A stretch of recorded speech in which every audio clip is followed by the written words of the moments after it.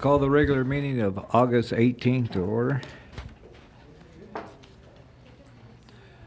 Mr. Don Campbell, would you lead us in the invocation and the flag salute, please?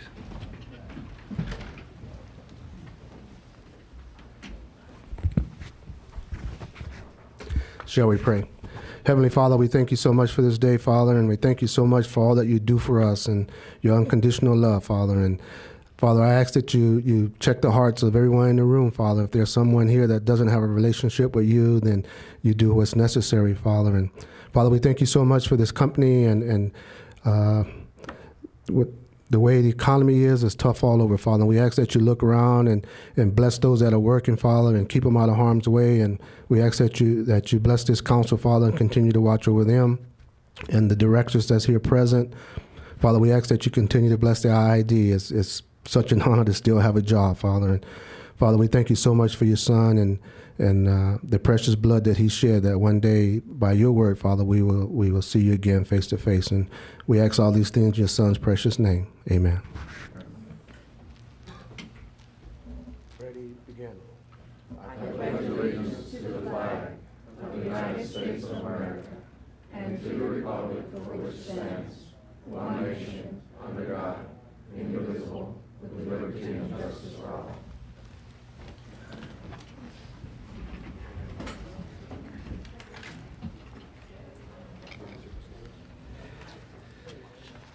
We have the... Mr. Taylor, do you have anything to report from closed session? No, President Hanks. Okay, I ask the board to join me down front for a presentation of awards.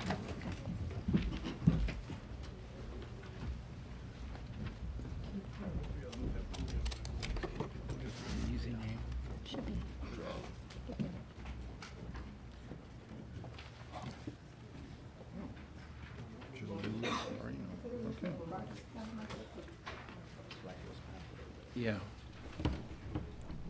There. Okay. Mr. President, members of the board, members of the public, our first service award, this certificate of recognition and service pin replica of the district emblem, are presented to Joe Moreno for 10 years of loyal and faithful service to the Imperial Irrigation District. Joe here.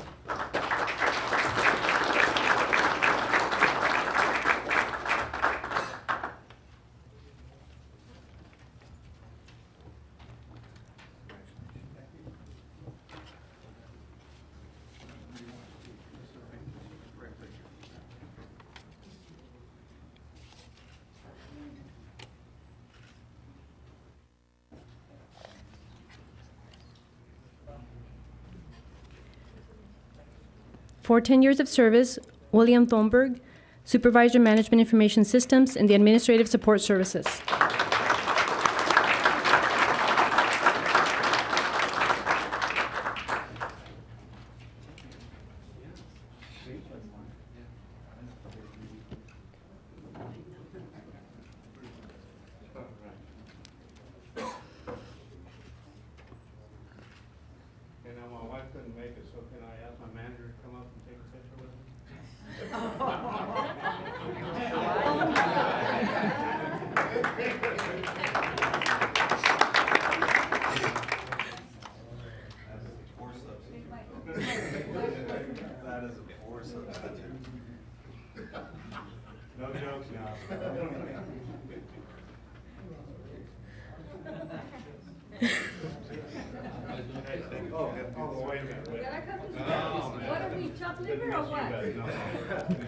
For 15 years of service, Brian Murray, Lyman Foreman in the Energy Department.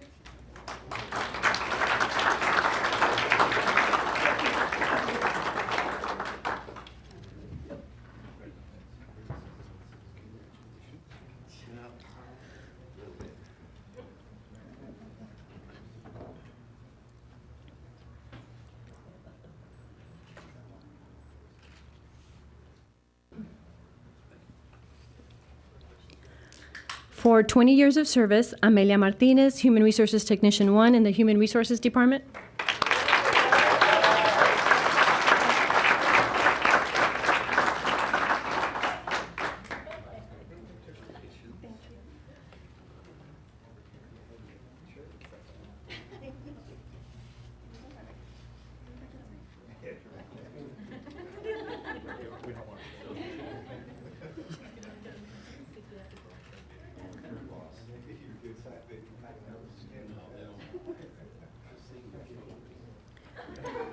For 20 years of service, Sherry O'Malley, Clerical Technician, Administrative Support Services Department.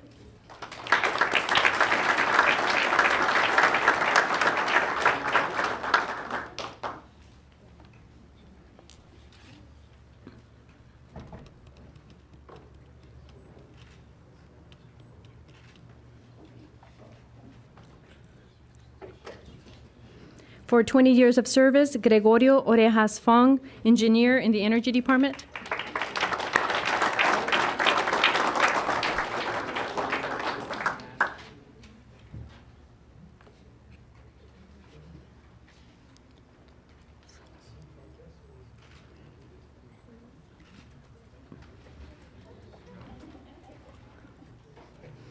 For 25 years of service, Houston Heisel, Hydrographer Canal Operator in the Water Department.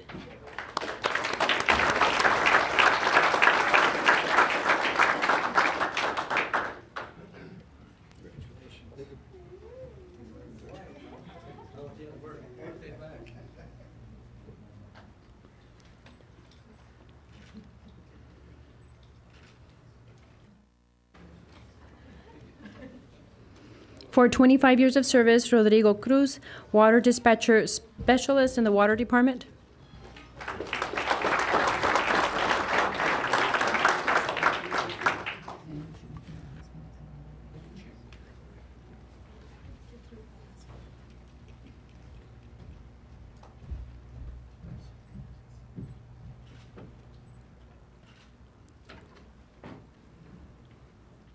For 30 years of service, Frank Zamora, Service Station Foreman and Administrative Support Services Department.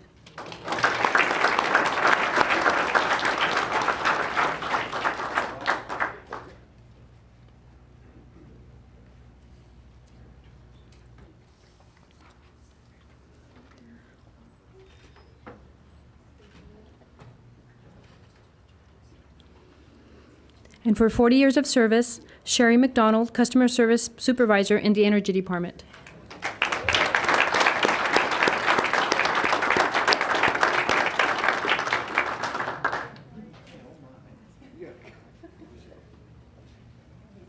Oh, Sherry Smith.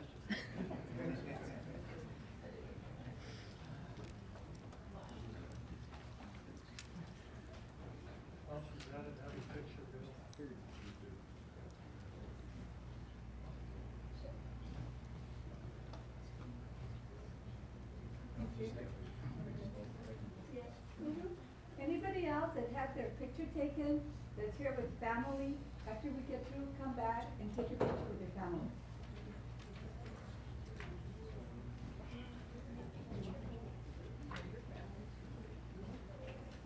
That's your mama. She looks just like your mom. Just like you.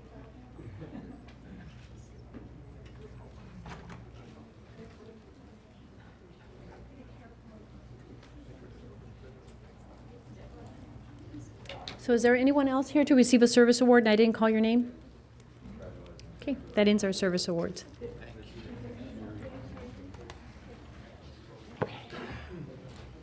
there anybody here that took a picture that has family with them that would like to retake the picture?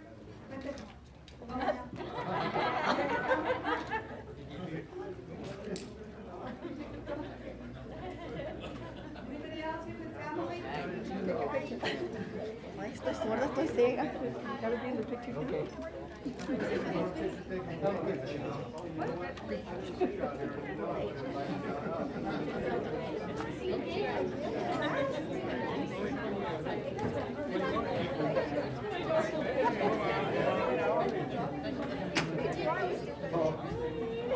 Hey, John. John. Hey, I'm gonna talk first, and I won't get Just take a quick picture. Wait. Have him. You're so anxious. So you're gonna fire. Yeah, right, yeah. Yeah, but I'm gonna go first. How are you? Going. Fine.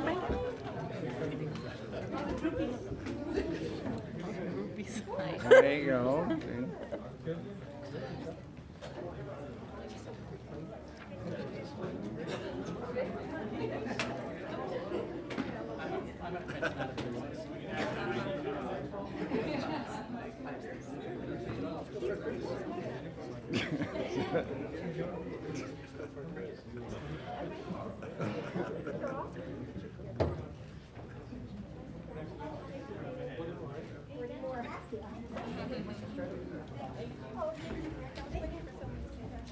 bowling team? Bowling league. Someone has it at the bowling league.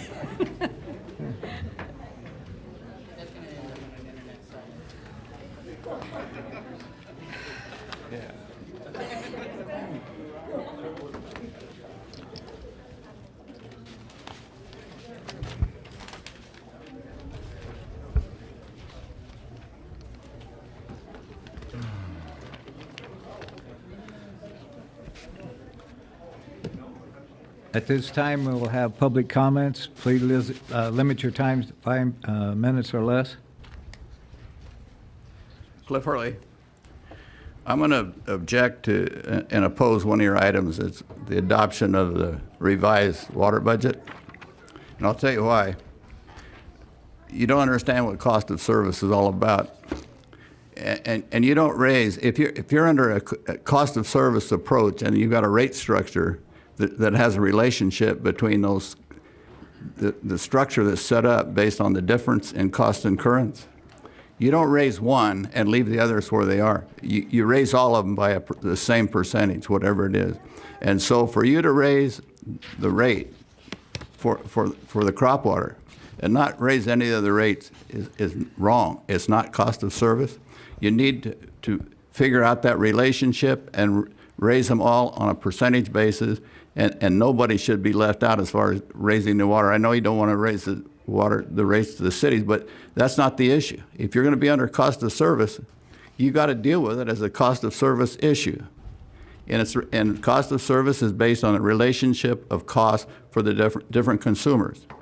And when you do one and leave the others there, you've really raised havoc with the whole issue of cost of service and the equity of rate setting. And so I would hope that you would take it over for at least one meeting and think about what I said, because I think it's very, very inappropriate to do that. I got the new organization chart dated 8/11/09, and it's just a few days ago. And I have a couple of comments on it. In the governing area, you've left out the liaison role, and you set it up, and I utilize it, and I called Kevin. I said, no, I'm talking to you as a liaison. And I think that role needs to be shown under the governing body. The other one that you left off, which to me is a bit much, is the secretary of the board. That's an officer of the entity, and the secretary of the board's not shown under the general manager's office. And with that, you have an assistant general manager now, but it's called assistant general manager energy. If you're going to have an assistant general manager where people can see it and know you have an assistant general manager, that's got to be under the general manager's office. And so then you have multitasking. You have one person serving as the manager of the energy department, and you also have him serving as assistant general manager. It's very bad to combine those without showing that you do have an assistant general manager role. And with that, I think that you need to set up the general manager as an office rather than just as one person, because you got a lot of stuff hanging down there. But once you start to set up the assistant general manager and show that as part of that operation, you need to describe the general manager's office as an office and not just as one person. And I have one real wild suggestion, and that is that the general manager's office should be called the executive/general manager's office. I won't go into the detail of that, but there would create great responsibility on his part and cause a lot of good things to happen if he served two roles, that he was the executive and he was also the general manager.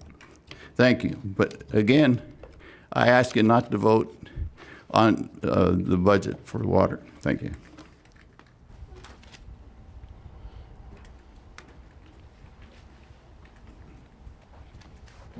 My name's Rusty Jordan. I'm from Brawley.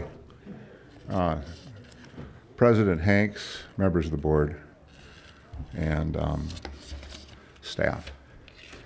I've been following the QSA, and it appears recently that the court has become a little more even-handed after about 4 or 5 years, where I thought that the landowners were sort of getting the short end of the thing. I called my attorney a couple days ago and said, how many boxes of paper have been generated? And he says they're in the third room is full. And we could have gotten to all of that without you spending the equivalent of 1 year's IID budget litigating this from 1998 to 2009 to pay 7 or 8 people. It's a huge waste of resource. And you allow your agents, your attorneys, to do things that I don't know that you know they're doing. I think about a year ago or so, there was the bars of gold argument, which I hope you remember.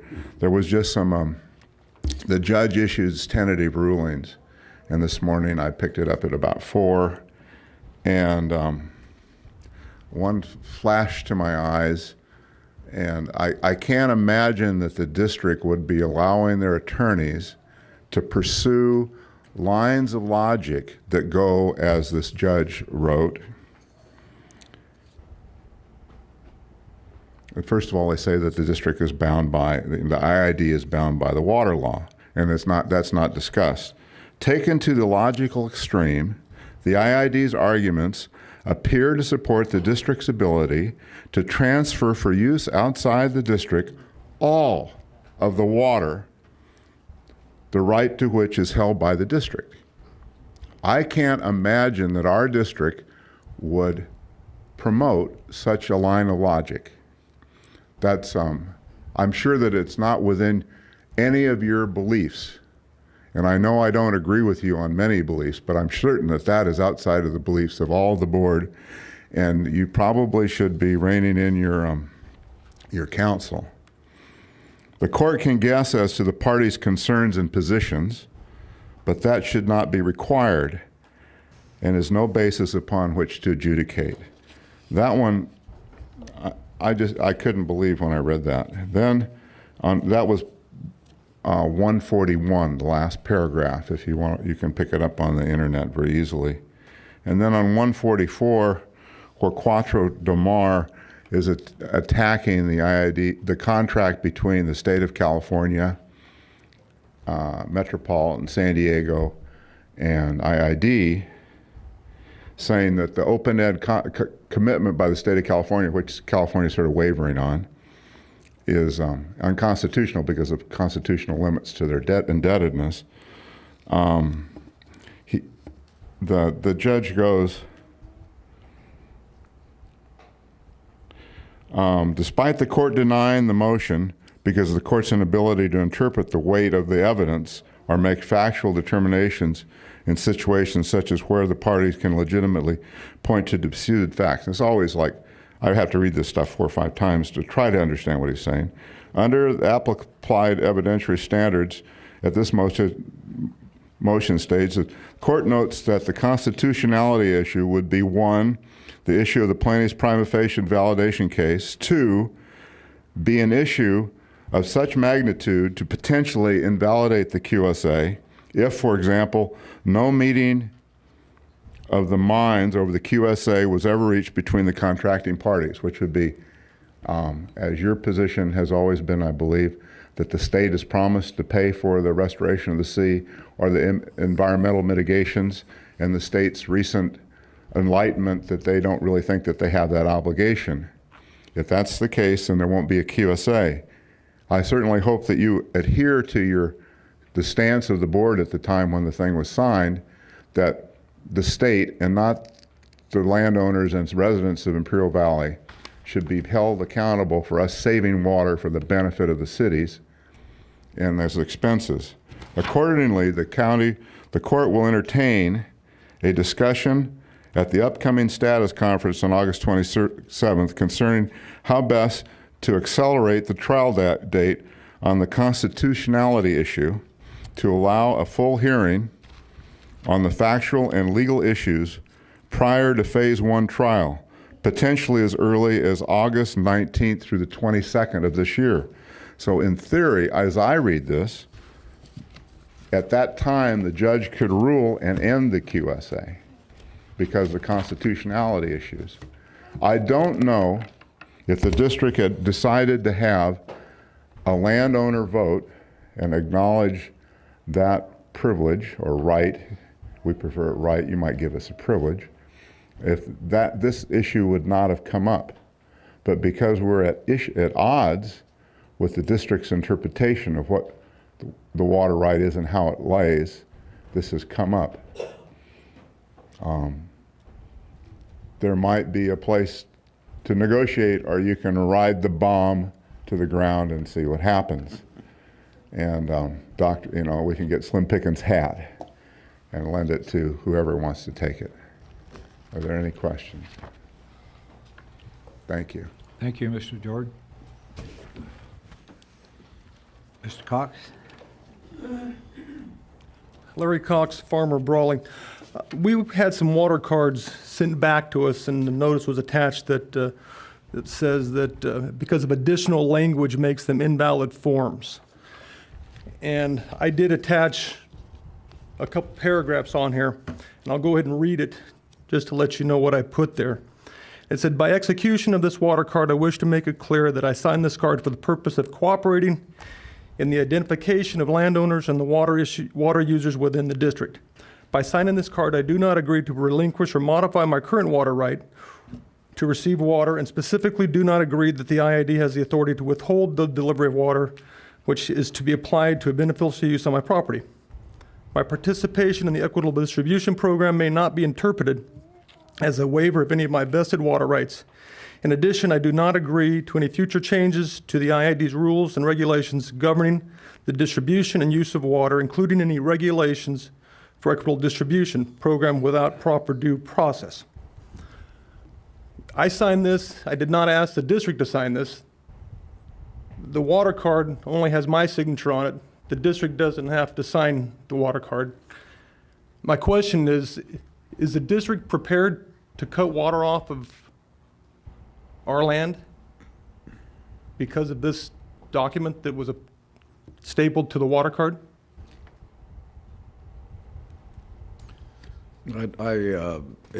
If the document is not in accordance with what this board voted on and agreed to that should be on that document, then you won't get any water. Okay, it's stapled to it. It's not written on it. It's stapled to it. Well, I think Mr. King would probably answer that better, but we've already had this incident. It wasn't stapled to it, but somebody had written some things on the document. We had a meeting with Mr. Garber and two of the directors and Carlos Villon, and that gentleman came back with corrected water cards because he wanted to get water to his property. He wanted to lease some of the ground to somebody else in order to do that. Some of the things that he'd put on there and scratched out, he had to change that. Okay, well, if I put this in with a check that I sent to the district for my water, would the district not cash my check for the water I received? Basically, Larry, you have to turn in a proper water card that was approved by this board, and if it doesn't meet those standards, you live with what you've got, the 5.25 acre feet, or if you need to lease it to somebody else, that's not going to happen. Okay. Larry, my opinion, when you turned in the card and signed it and you staple something to it, for all intents and purposes, the staple part could be considered a therapy letter, but I don't think it has any binding on It's a statement of my beliefs. I signed it. I didn't ask the district to sign it. That's what I said. Okay, I have in my own opinion, I just think it's just a therapy letter. I'm just asking because I have a tough time thinking that if I've got $3 million worth of lettuce in the ground, December 25th, and I'm denied water, if I went before a judge and a jury, that they would say that it's equitable to cut water off of my crop because of this letter of opinion that I wrote. I see a lot of similarities, the same thing that happened at the Salton Sea when the district denied power service to landowners down there unless they signed a flooding easement. and I believe that costs the district a lot of money. Can I get is there some way that I can get a legal opinion on this from the district in-house counsel of what their intent is? We'll ask Dr. Brady to respond. Yeah, I need to talk to Garber, but sure, we'll get back to you, Larry. Thank you.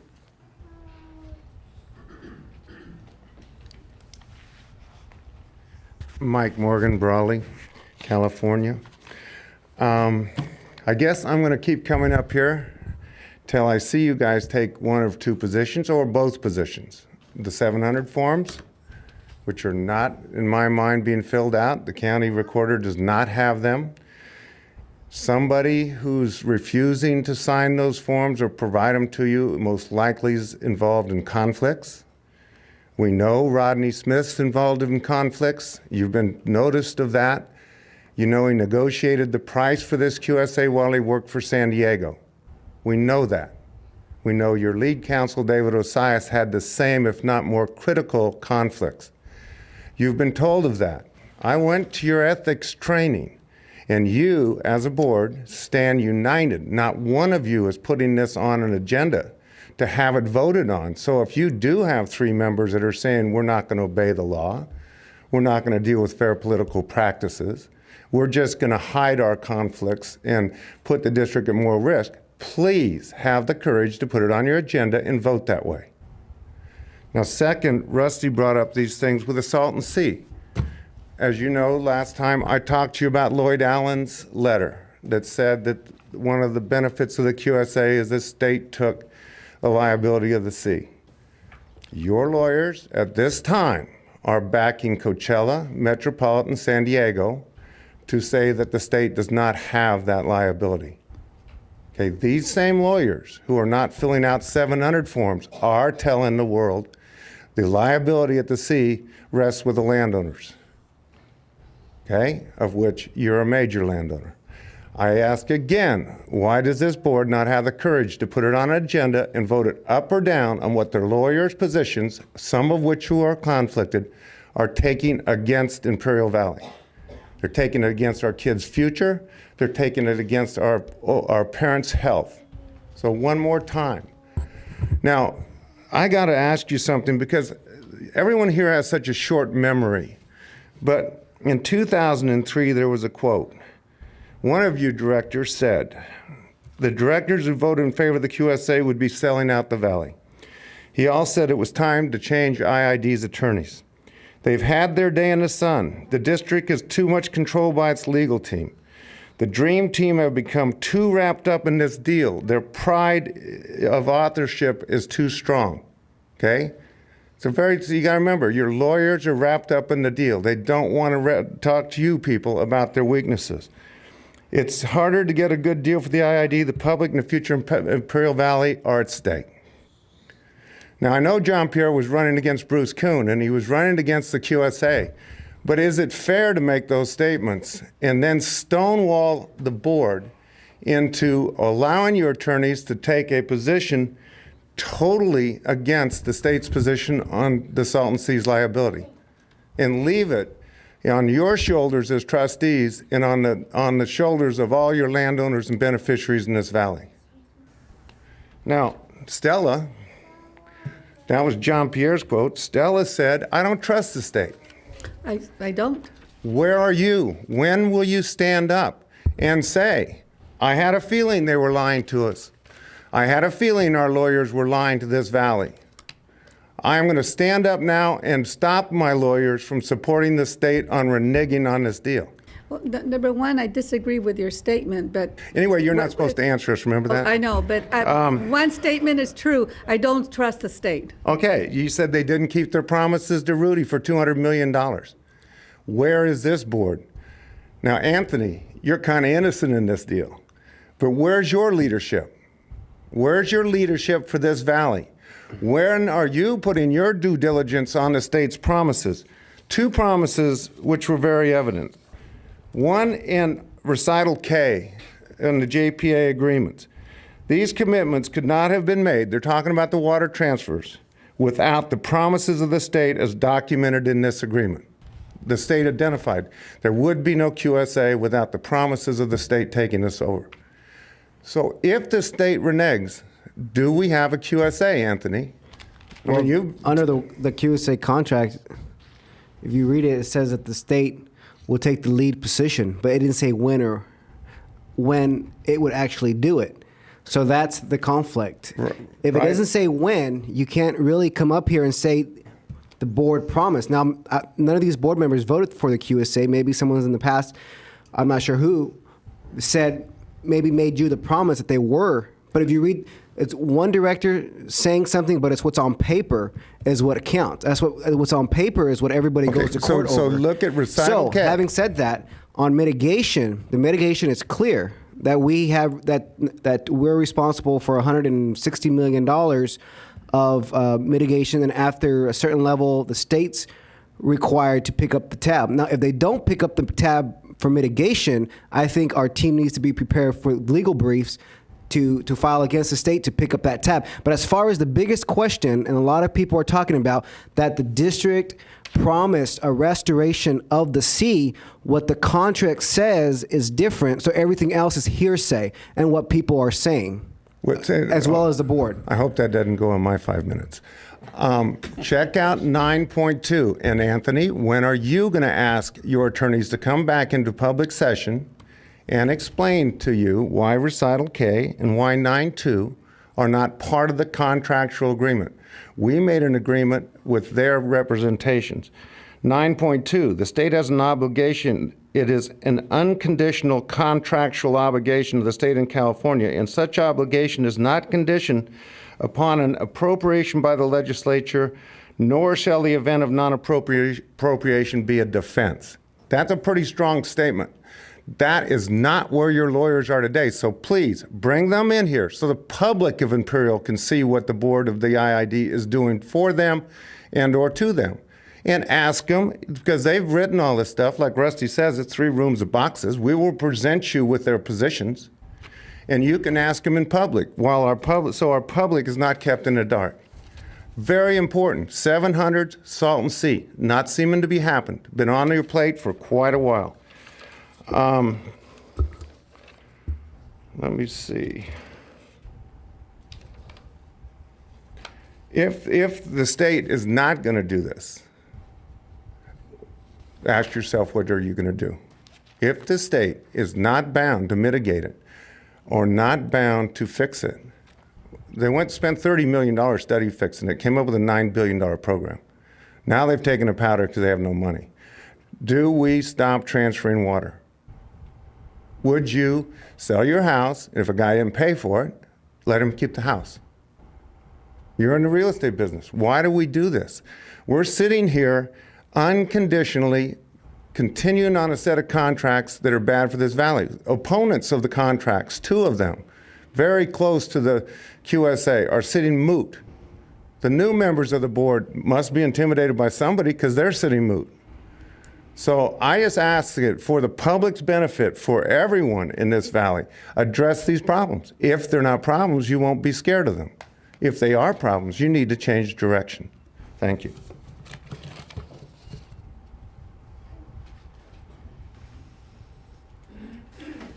Hi, guys. Yeah, John Hunter with Citizens for All American Safety. And first of all, I want to say it's good to see Mike Abadi's alive, because when I saw him last, he was almost comatose, and his family didn't look too happy about things. So we're really good to see you, Mike. And also, from our perspective, you were one of the strongest guys here for supporting our project. So we're glad you're alive for 2 reasons, basically. I admit I'm selfish here. Mike King, I wanted to ask you. You probably know the status of the safety features, the real ones that were going to be employed. What is that status? I was going to bring the board up to date on my deal, but I can do it now real quickly. At the last AAC Lining Coordinating Committee, the San Diego County Water Authority brought forth some people that were looking for the people to do the study, to get the alternatives that's been suggested and the testing and so forth, and get that set up to go. So that's in a process that's being done now. Okay. So we have moved that forward from the Lining Committee to get that started. Yeah. Now, I'll paraphrase a couple of famous politicians at this point. One was Lincoln. You know Lincoln, and my famous brother Duncan. When Duncan was doing the armor in Iraq, he told these generals, because our guys are being blown up every single day, sort of like Afghanistan right now, he says, you guys have a case of the slows. Lincoln said the same thing about McClellan. Now, Mike, you're sort of the general here, or the guy who's been given this order. It's been a year since you guys all decided to go ahead and do this, right? It was studied by the guys in San Diego back in November, December, January. They had John Fleetmeyer, Dr. Fleetmeyer was enlisted. He wrote a study up that says, do this, okay? I talked to John last week. He was shocked nothing had happened. He says, you got to be kidding me. They're still studying this? I gave him the answer back in February. All I can tell you is we got a letter from the Bureau of Reclamation. We put forth those recommendations in the study, and that was there. And the Bureau came back and submitted to allowing a study to be done on those alternatives, and that's what's going to be done now. You say, so a study, you're referring to paper once again? No, we're actually going to figure out what those pieces are and actually put them in the field and see the effectiveness and decide exactly what will be done, and like if it's buoys, how often are they going to be, those types of things. So, incredible. I'm glad it's not life and death. It's really, my kid's not going to drown in the canal. Someone's person's kid's going to drown there. Some mother's going to drown there. And so when I see you guys again, I'm going to bring the mothers with me, okay? My kids aren't drowning there because I live in San Diego. But every month you guys stall, okay? I know you don't do this because it ain't your kids, but every month you stall, another person drowns. That's been the history of the All-American. I'm putting together a webpage now. You can go look at it right now. It's got the videos of the two interviews we did. It's going to have 550-some names, and it climbs one a month. And by the way, it took me an hour to put on the first 20 names. So it'll take me another couple of days to put the other 550 in, but I'll get them in there. And I don't understand. You guys do all these great services for your folks. You take care of your team pretty well here, and you have the great photo ops, but it's the behind-the-scenes stuff that's more important. Okay, the gloss is great. Everyone gets paid, and then they leave. Okay. And meanwhile, you have some corpses that wash up in drops 1, 2, 3, and 4 on clockwork. So why don't you guys get yourself in gear, and I'll be a kinder, nicer person with low blood pressure when this is all over with. How's that? Anyway, that's my request. Mike, any idea when the hardware is going to be in the H2O?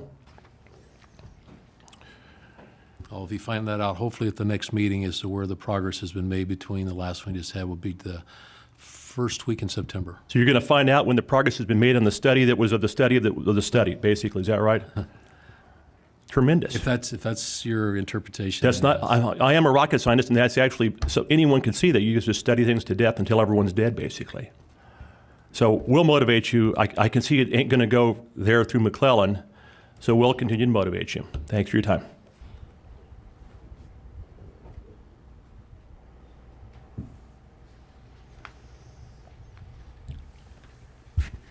Laura Hunter for Citizens for the All-American Canal Safety. As you can see, I drag my 3-year-old grandson with me, and I will continue coming, even if I don't have somebody to watch him while I'm here. I think it's pretty hard for a child to be dragged from Escondido all the way to here, but it's okay. We can do it, and I would like to find out exactly when this is going to happen, who's going to take the lead to make things happen. And, if it's in your hands, I don't know why so many studies. I don't know why so many situations going on. I know everybody here in this room is probably really frustrated because everybody's concerned about different issues. Our issues are human lives. And if you guys are not pushing to get this done, how long is going to take? What has to be done? Like John said, we probably have to go and bring some of the mothers, bring some of the bodies probably, or do something really drastic to put this in the map and to make you really famous. Because if it's in your hands, what are you waiting for? Who's going to take the lead? And I know Mike has been really, really good, and I'm really happy to see you very well too, Mike.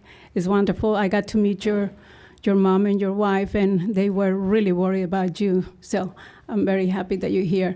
And please help us to stop those drownings. If it's in your hands, like I say, I sound like a broken record, but I don't care. And we will continue showing up until we get what it takes to save people from drowning. Thank you.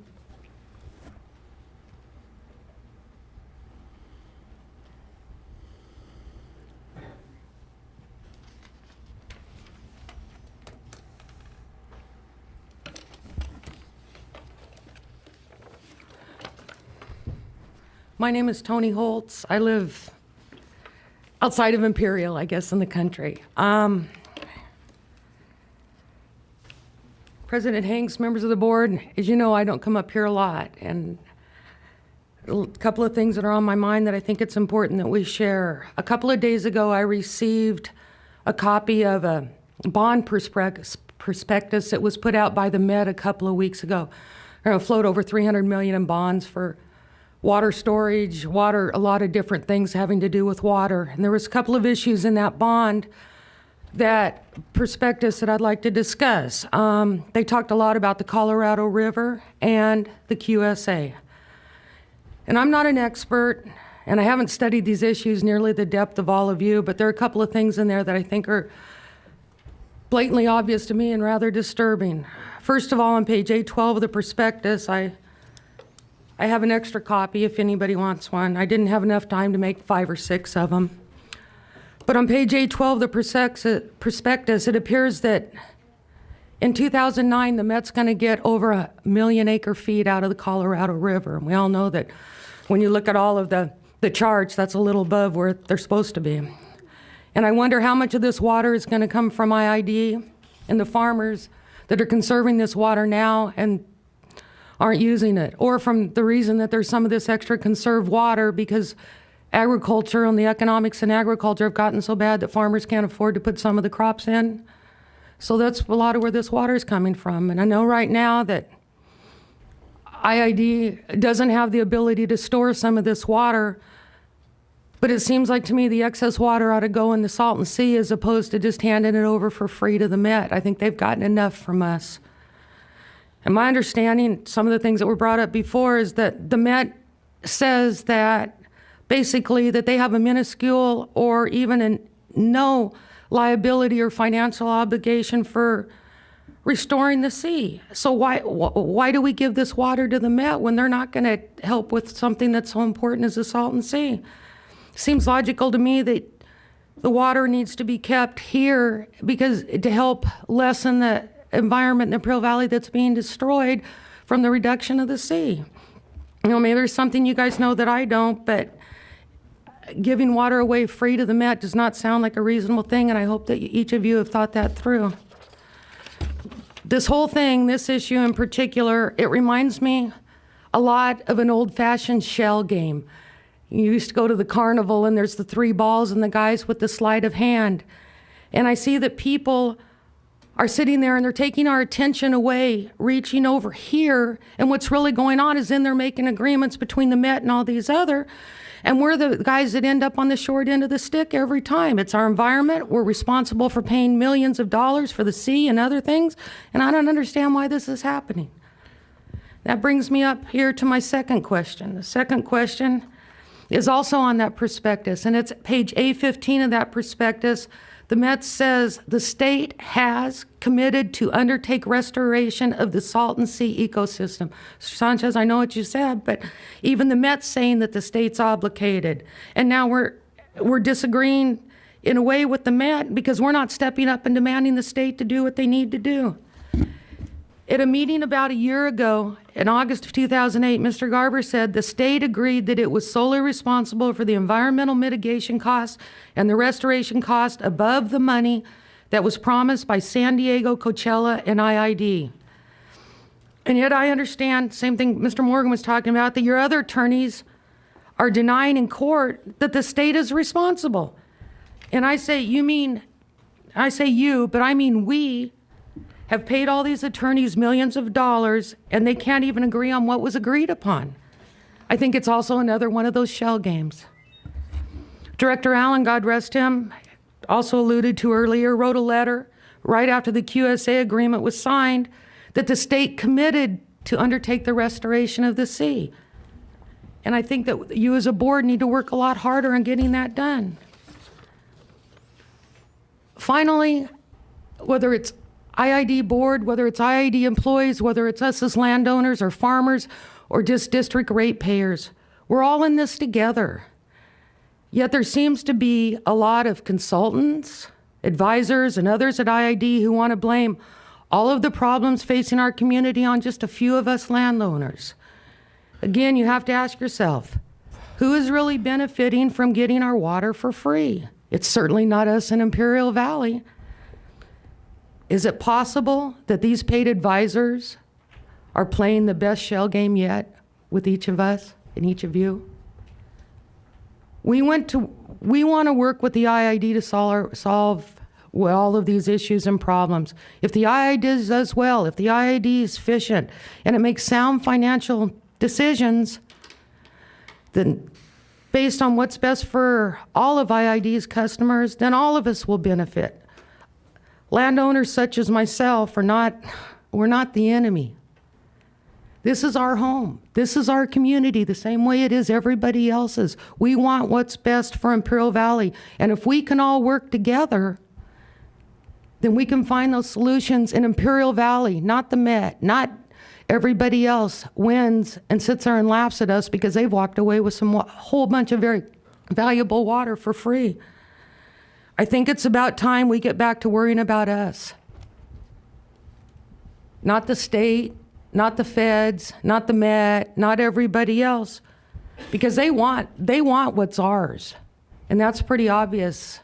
And there's some smart people up there, and they're working real hard to take it. And we need to work as a group, as Imperial Valleyites, to make sure that that doesn't happen. Not just for us, but for our kids, for our health, the playa at the sea, all these kind of different things. These are things that they don't live here. They don't spend all the time here when it's 110 degrees and out there trying to shovel ditches and do things and working, whether it's on the roads for Imperial County or wherever. They don't do that. They just want what's ours. So I guess in the end, the only thing I can say is to ask Mr. Brady a question: is the state really going to pay for the restoration of the sea, or are we stuck? Thank you. I like to, I'm sorry, what's your name? Ms. Holtz. Tony Holtz. Ms. Holtz. I'd like to address some of your concerns and maybe hopefully answer some of your questions. Few, I guess, in the contract for, well, first we do get our water for free from the Colorado River. So I guess everybody gets water for free, so to speak. And as far as I know, we still have our 3.1 million acre feet of water that we can use for the beneficial use of Imperial County. Now, the state, not IID or the federal government, has decided to say that the Salton Sea isn't a beneficial use. That's not the IID's position. So, and it's been since 1908, 1902, the law of the river.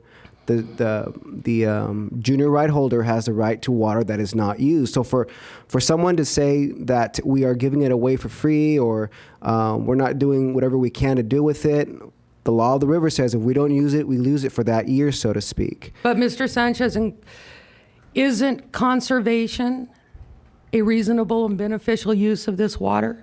And that's why we are moving forward with the IWRP. For in the past, we didn't have that, to identify projects that we can conserve and put into a water bank that we now have in behind Lake Mead or Powell or in the Los Angeles area. So we have an opportunity to store 50,000 acre feet of water. So we are moving with a lot of concerns that you have today. Some of these concerns aren't able to be addressed by the district, so to speak, such as the law of the river. That is something that I don't know in the time future we're going to be able to change. Maybe I don't even know if we want to open that can of worms. If we don't use it, it goes down to Met. If you want to do a water sale, which I think everybody in the county is against, Los Angeles is not going to want to buy it for 1 year. They're going to want a 15, 20-year contract. So having said that, do you want another water sales of a 50, 100,000 acre feet? Just because this year we're not able to use it does not mean we're not going to be able to use it next year. Perhaps you missed probably one of the biggest things from the QSA that we got was no liability for the water receding, other than the 166. So granted, if the state doesn't have any money to mitigate, the effects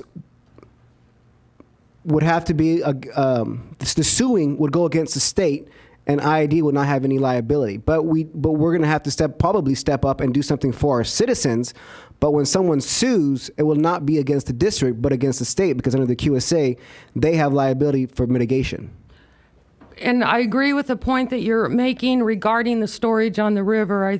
I'm not sure why that hasn't happened before. If there's a way that we can store the water for future use, that makes absolute sense to me as long as it's our water. However, it's because you haven't had these 5 board members right here. But however, well, I'm not sure that that's the case, but however, the thing that I'm talking about is we have an excess of water this year that if we don't use it, it stays in the river. And as you said, it goes to the next lowest priority. That is free. When we have a way to take it and use it at reasonable beneficial use, put it in the sea to help mitigate the playa, which is going to be a problem, the ecosystem of the river and things like that, rather than just leave it in the river, there's other things we can do with that water until you've reached an agreement to store it for the benefit of the users of Imperial Valley. And that's what I don't see happening. And I think it's a real simple solution to give you guys some time, to bide some time for future agreements on the Salton Sea. And it just makes a lot of sense to me. So thank you. Thank you.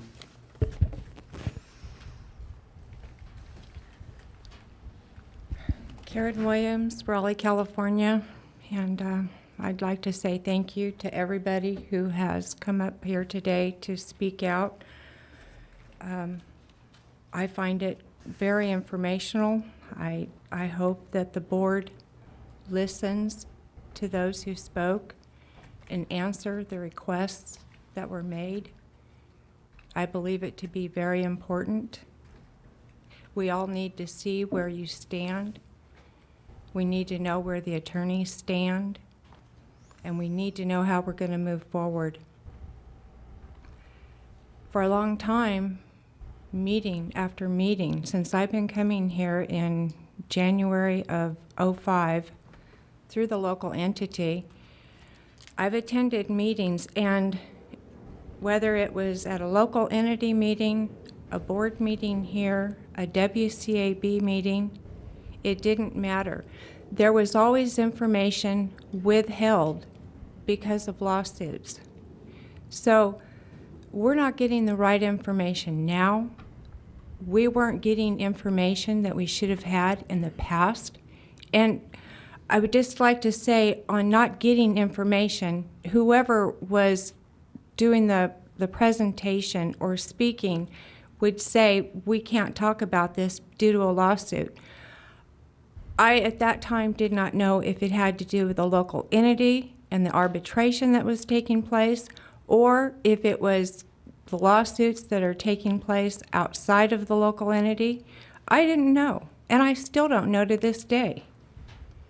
So I hope that once these lawsuits are over with, that we will be getting all the information that we need to make the right decisions on how we elect our IID directors.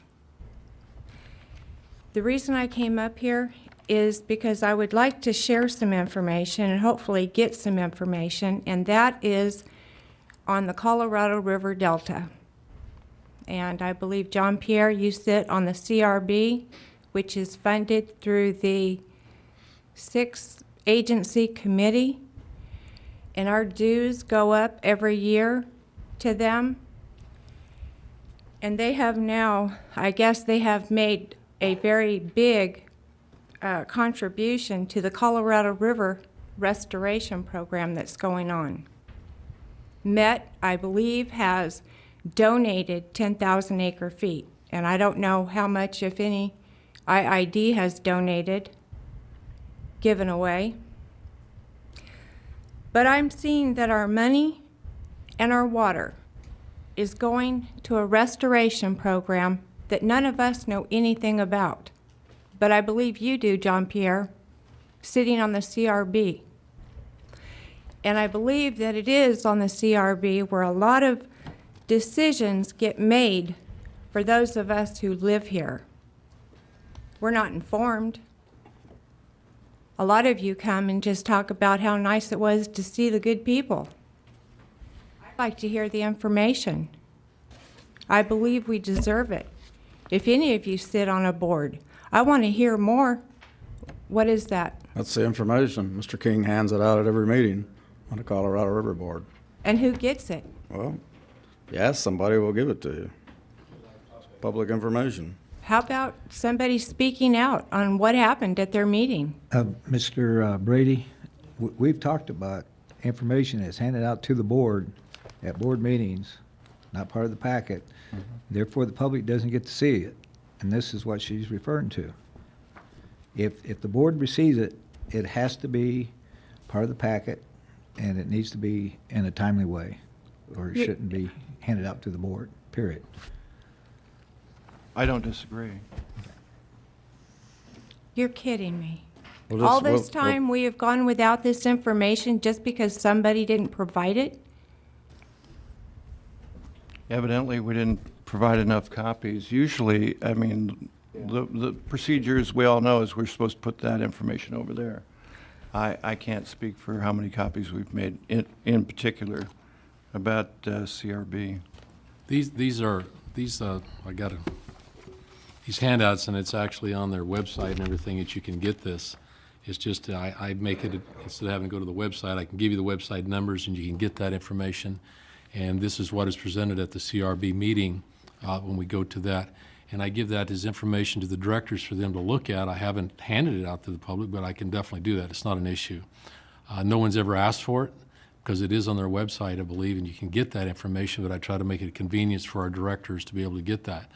But in the future, I will have a stack of those back there on the backboard, and you can definitely look at that and see what information is being supplied. And I'll be glad to give you a copy today. I have read that information. What it does not provide us is how John Pierre votes. It does not give us the position of any of the members and how they vote. If I can speak to that, is that there is a budget that's prepared, and there's a large board of members. It's not just like 3 people. It's a fairly large constituent. There's a lot of people there, if I can't say that word today, constituents that are there. And so there's a 6-agency committee that goes through, and issues on the Colorado River also benefit the Imperial Irrigation District. The one thing that John Pierre did, and that I did also at those meetings, we did not give up any water for this. It's zero.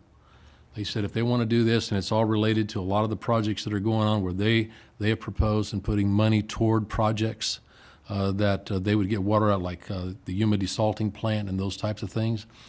Don't ask the IID for it because we're not providing any of that, and that's been made very clear. But we It's are zero. providing money. That is correct, but it's not, that money also goes through to the programs on there that are actually going to take, that'll benefit water for other people that keeps them off our hide. The 50,000 acre feet of environmental water that comes off the top and then ag is at the bottom, what exactly is that 50,000 acre feet for? Is any of that for the Colorado River Delta? 50,000 acre, I'm not sure what you're referring to. During a WCAB meeting, a presentation was given by Mr. Eckhart and yourself, you were there, saying that 50,000 acre feet was a drop in the bucket, and it was 50,000 acre feet for environment. What is that for? That's the environmental thing for our transfer stuff. It has nothing to do with the Colorado River that we have to do for here. That's not anything to do with CRB, because Dr. Eckhart doesn't work on CRB issues or Colorado River issues in that perspective. When does that get taken off?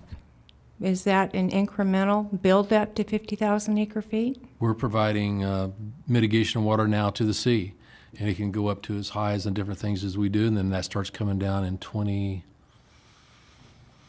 2017. Yeah, we stopped having to provide mitigation water to the Salton Sea. I'm not sure the exact number there that you're talking about, but because I think the mitigation to the sea actually goes higher than that, than 50,000 acre feet as we go forward. But there will become a point at 2017 that we should not have to be able to provide any more mitigation of water to the sea. Okay. My point, and I hope this is what you get from what I've said today, is that we care. We care a lot, and we need to know the truth. We need to have it now. Not just you. We're the ones who vote for you. Thank you very much.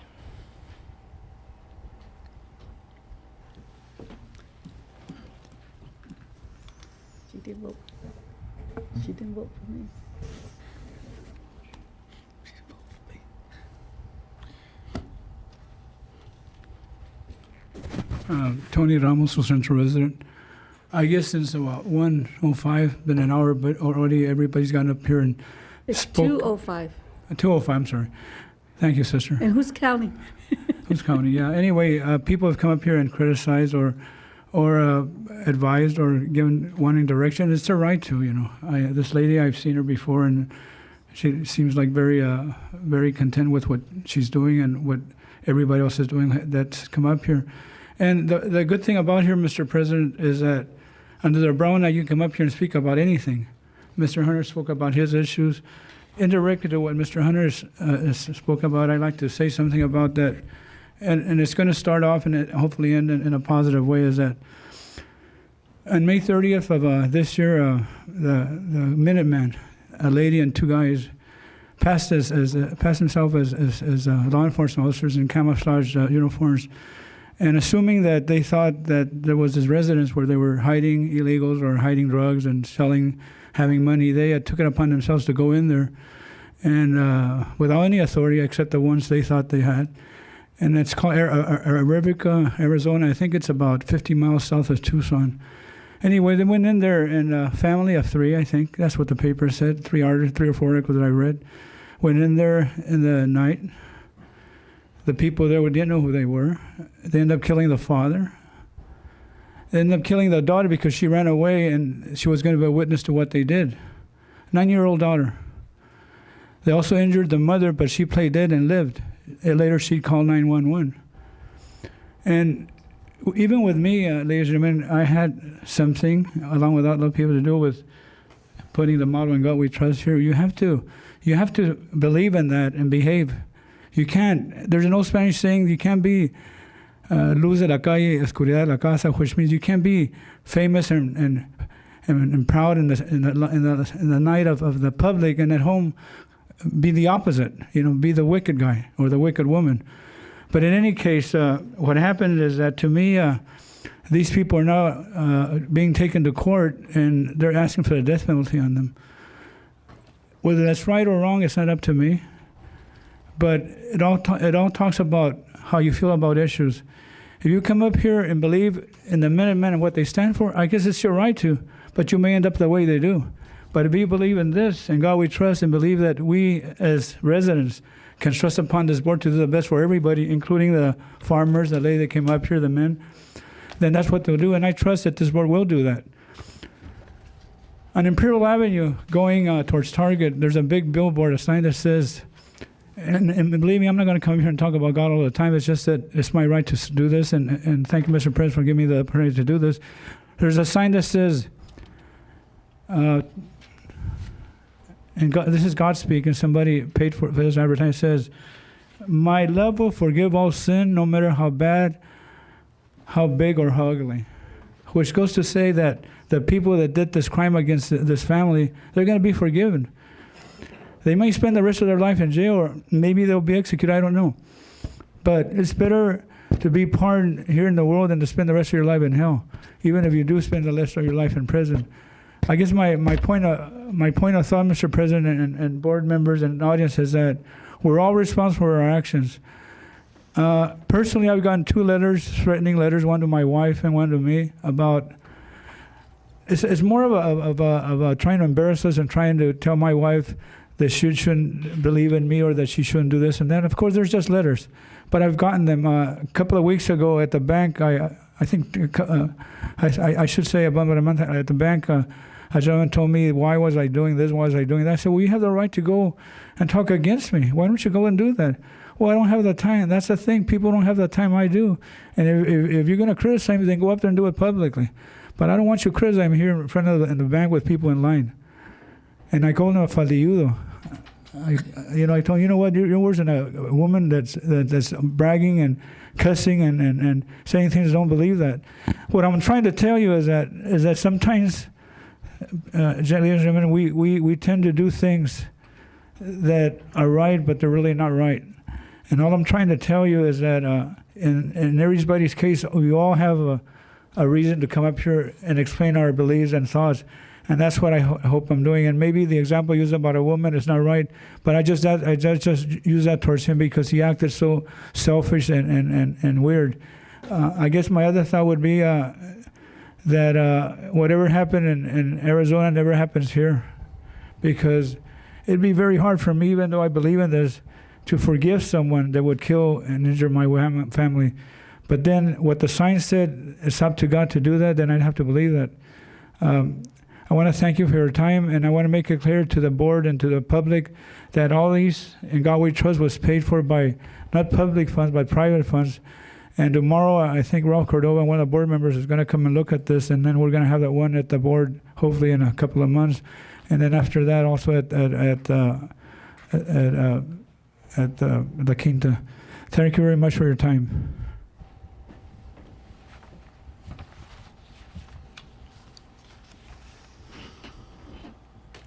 All right, we'll move on to board member comments. Mr. Bada, you want to go first this time? Thank you, President Hanks.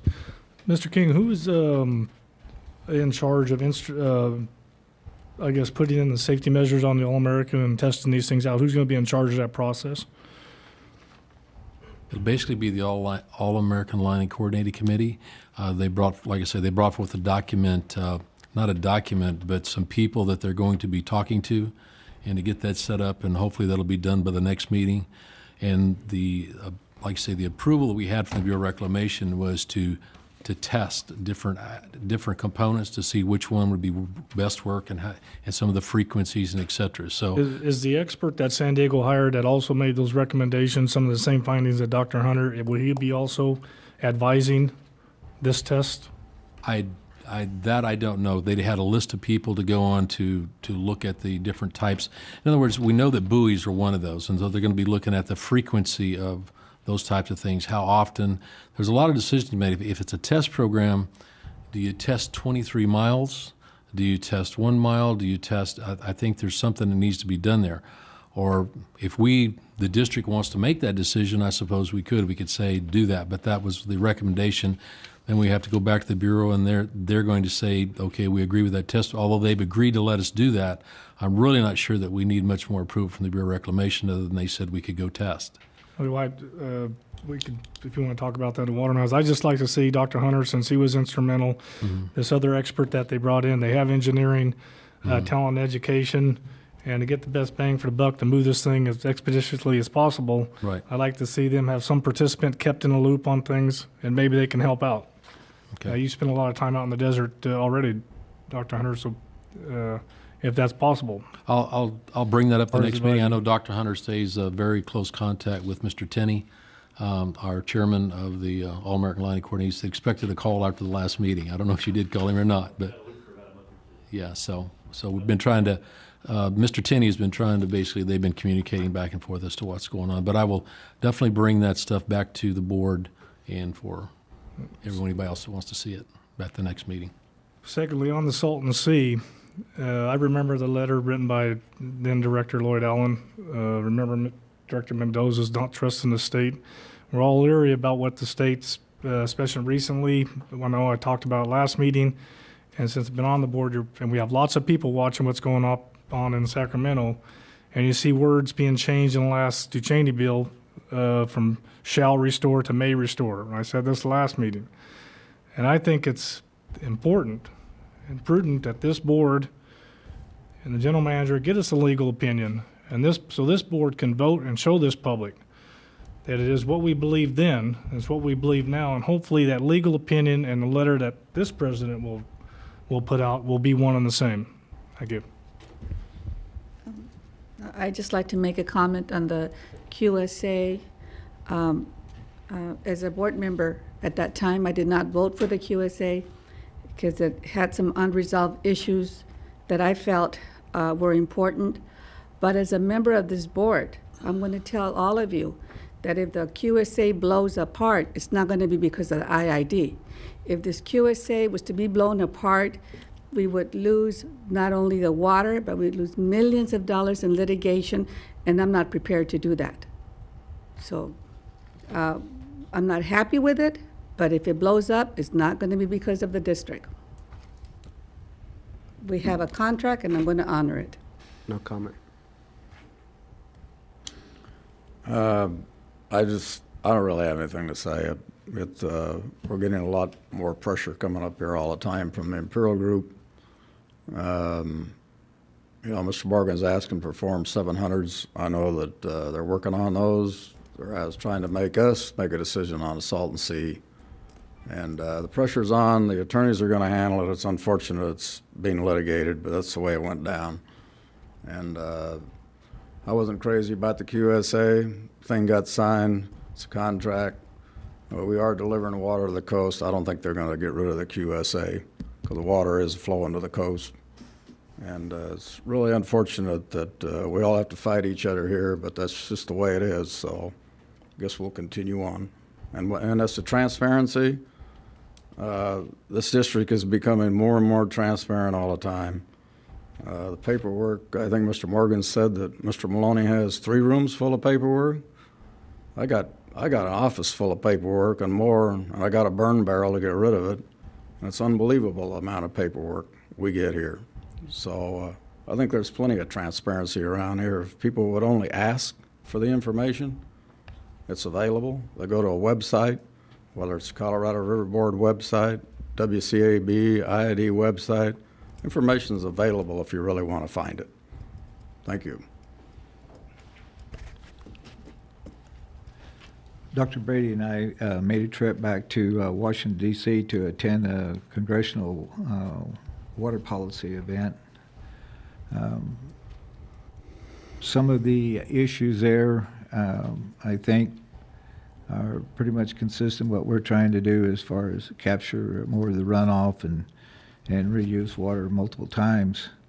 But there are still those that believe that the national preference and desirability should be a forefront runner instead of the established water rights, which I have great concern with, and also still hear presenters talking about we have to educate people that growing cotton in the desert isn't acceptable, these type of comments. But overall, it looks like there is going to be an attempt. Most of it was centered on drinking water, but there was a number of players. It still bothers me that we're the largest irrigation district, and we can't find a seat at the table on some of these issues on the panel. We also made a trip Sacramento to discuss the enhancements of our transmission lines. We met with 2 of the CEC members, and that was well received. I think they were rather impressed with some of the innovative ideas we had on Path 42 and the value that we're getting out of the enhanced transmission. On the 700 forums, the board, as part of the goals of the general manager, asked for a policy on it, and it's my understanding that is being developed. Yes, sir. With a policy that will spell that out. And also on terms of the Salton Sea issue, like Stella Mendoza, I'm very worried about if the QSA blows up, what's on the other side. Mm-hmm. And I'm also worried about riding it to the ground too. It could be nuclear. But I am very concerned about the position that the state has taken. I think if anything, the position they've taken on the Salton Sea restoration does indeed endanger the QSA. And it should be our position not to flip-flop, move back and forth, but it should be our position to hold to what we understand it to be. And my position, I made clear, and it's reflected in the minutes, that if the state reneges on the Salton Sea, as far as I'm concerned, it's a breach of the contract. Okay, General Manager, you have anything to say? You've covered my items. Oh, I'm sorry. Thank you, sir. Okay. Mr. Taylor? Okay, we'll move on to informational agenda. Item 1 on the governance, quarterly update on the Economic Development Corporation.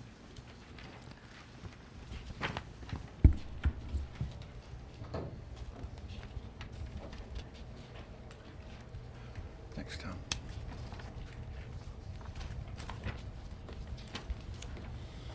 Hold on. How you doing, Tom? How are you?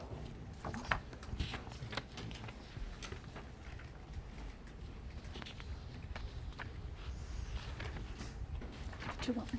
Mike, did you want me?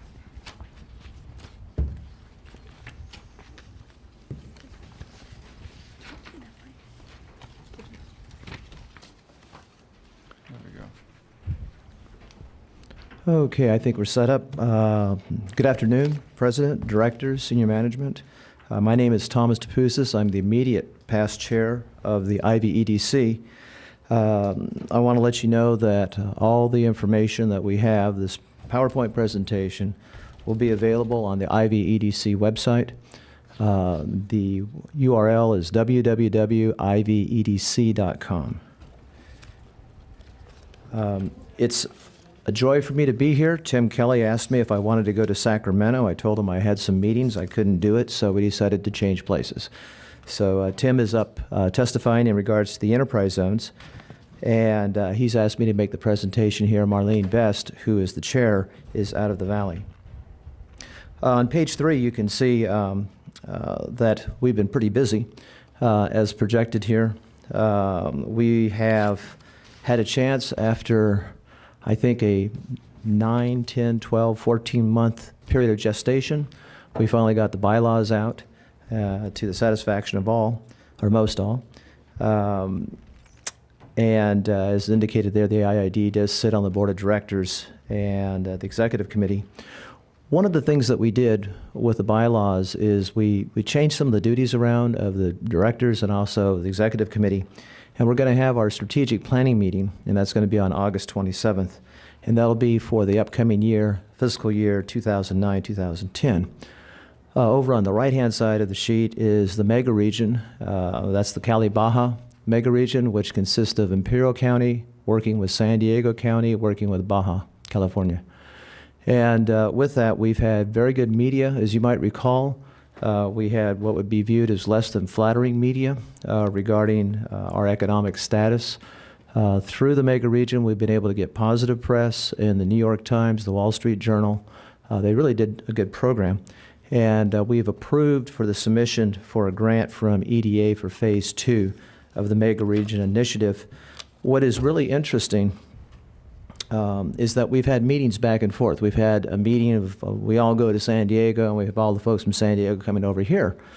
And during the second meeting when we were in San Diego, we had a lady who is in charge of scientific research at UCSD.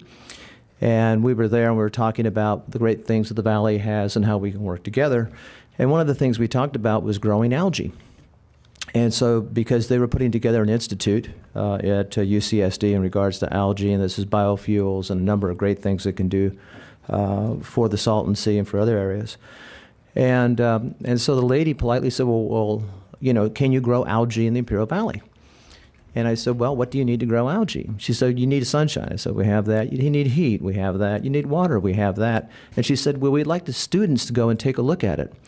It's almost like they needed a visa to come across the hill. But since that time, they've established relationships with one of the algae growers, the farmers on the north end, and we're seeing a lot more algae activity in addition to other agricultural activity here. And so that's one of the side benefits I wanted to let you know about the mega region. There's a lot of good things that are coming around, including some investment too, and of course the renewable energy conferences that we've had about more people in the Valley. This next page talks about investors. And what this is, the bar chart in the middle shows the number of investors and what we've had as our goal and what we've actually accomplished. And you can see it's been pretty consistent. The chart up on top where it says investor relations, you'll see that the very right-hand corner where it says FY 0809, we were looking at getting 90 investors, and we actually got 109. And that is, those numbers are, the year continues until the end of September, so we anticipate we may even get a few more. On the next page, we have the financials. And this is a little difficult to read. Rather than giving you pages and pages and pages, I understand that Tim made a pretty detailed report last quarter. But again, if you take a look at FY 0809 year to date, you see 350, and then you see 599, 518. Now, what that represents is the total budget for income and expenses, which was $350,000. The amount that we've incurred of both income and expenses is almost $600,000. Now, the reason for that is we had some additional events this year. We had the Taste of the Valley, which was the agribusiness committee put that together. There were revenues associated with that and expenses. The International Committee had a summit down in Calexico. And then also the Renewable Energy Summit was highly successful. So the long and the short of it, at this point in time, we project that we will be in the black by about $14,000 at the end of the year. Going to the next page, preview of events to come. We have that executive committee meeting I mentioned.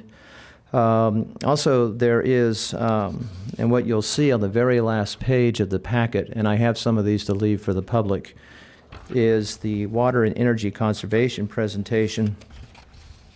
And what they'll be talking about there, this is in conjunction with the U.S. Department of Commerce, National Oceanic and Administration, NOAA, International Trade Administration, and IVEDC. And what it talks about is sustainability. It talks about algae, as we talked about before, water, ag, creating a sustainable environment. And this is going to be held on September 17th, and it's over at the Barcelona Event Center, which most people don't know where that is. That's right over by the Home Depot. It used to be Dudley's at one time. That's right. That's right. But this is an opportunity for the farm community to get to understand a little bit more as to what is going on with NOAA in particular and what they're doing to help the farm community balance out between the reduced natural resources that we have and how to improve ag production. We're also going to have a Board of Directors meeting on the September 24th, and of course the IVEDC annual dinner and meeting November 19th. And with that, I'd like to thank you for your support. Their staff has been very, very helpful. Believe me, when you go through planning these issues like the Renewable Energy Summit, it takes a whole lot of work. The IID is always up front helping out. We look forward to working with Patrick and Jennifer as they come on board. And with that, if you have any questions, I'll be more than happy to answer them. Any questions? Thank you for the update. Okay, thank you very much. Thank you, Don. All right, we'll move to item 2, water issues.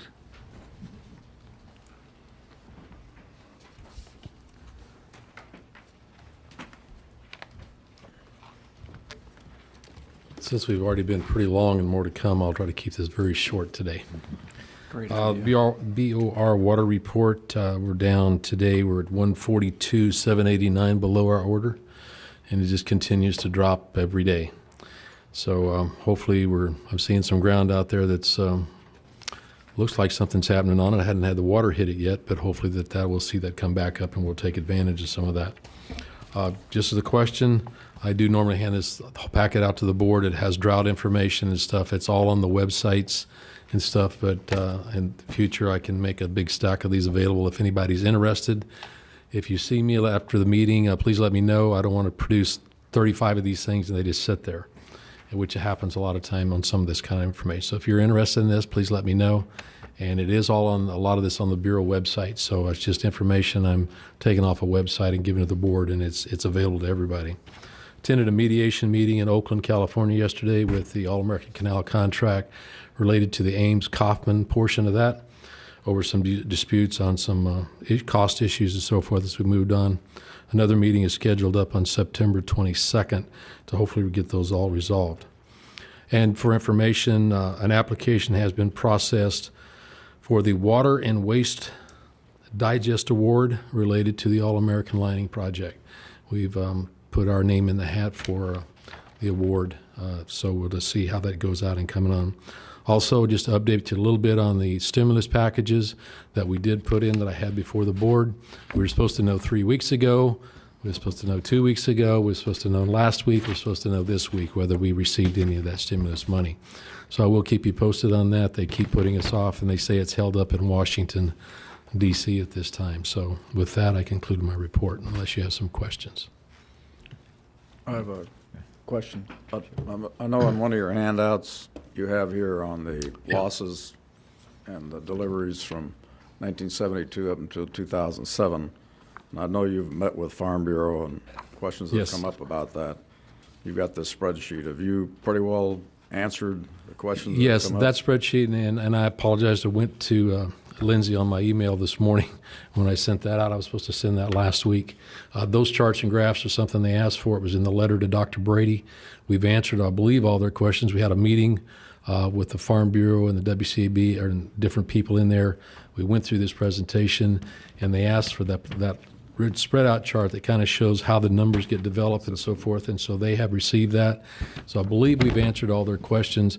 They may not like the answers to the questions, but I think they went through all 31 columns, how that was developed, and I think it was a very good meeting, a lot of interaction as we went through that and how it was developed. So anyway, I emailed that to Lindsay this morning.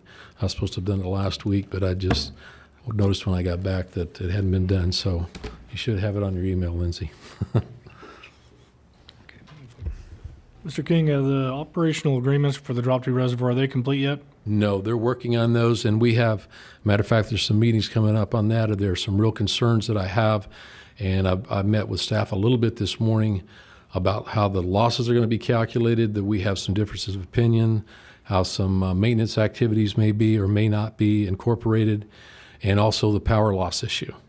I told staff this morning that... That's a green power loss issue, right? That's correct. Okay. That we receive on that. And one of the comments for the Bureau of Reclamation has been that, well, we don't do those types of things. And I said, well, you don't do reservoirs offline either, and you did that.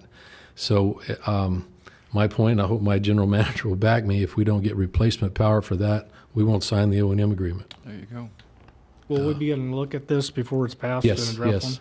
one? I haven't seen anything in writing. There's just a lot of talk that's going on. There's a conference call actually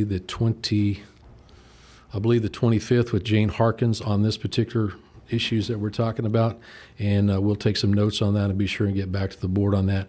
And I'm having minutes now to start being taken at those individual meetings to come back. Paul Peschel, Carlos Villon, a number of our staff are involved in those meetings, but I'm going to attend on the conference call on the 25th because it's related again to the power loss issue and also some of the loss issues that I feel that I'm not comfortable with the way that they're being done, and we should have no impact related to this reservoir. So we're going to hold pretty firm, and especially if we don't get the power thing, we're going to basically I told them I won't be signing the O&M agreement, so we wouldn't be moving forward. They'll have to get somebody else to do it. I have another question. Mike, I know the water card issue came up. Mr. Cox brought it up, and then yesterday I received a phone call from somebody that was in the fallowing program, and their card had been rejected because the payment's due August the 31st from the district. So they told me that they didn't think that the IID announced that if the cards weren't in properly for fallowing, they were going to withhold the money. But anyway, no, they have to be in before they get their money for their fallowing contracts. I think I talked to David this morning on that. David Bradshaw, Tina's on vacation. I think there's 12 fallowing contracts that have not been finalized at this point because of the water card issue. But everybody else has been turning those in and coming in, but we have 12 of those are still outstanding and some issues related to that. Hopefully we can get these water cards done and out of the way, but understandable but there was certain language that could be struck and others that couldn't be.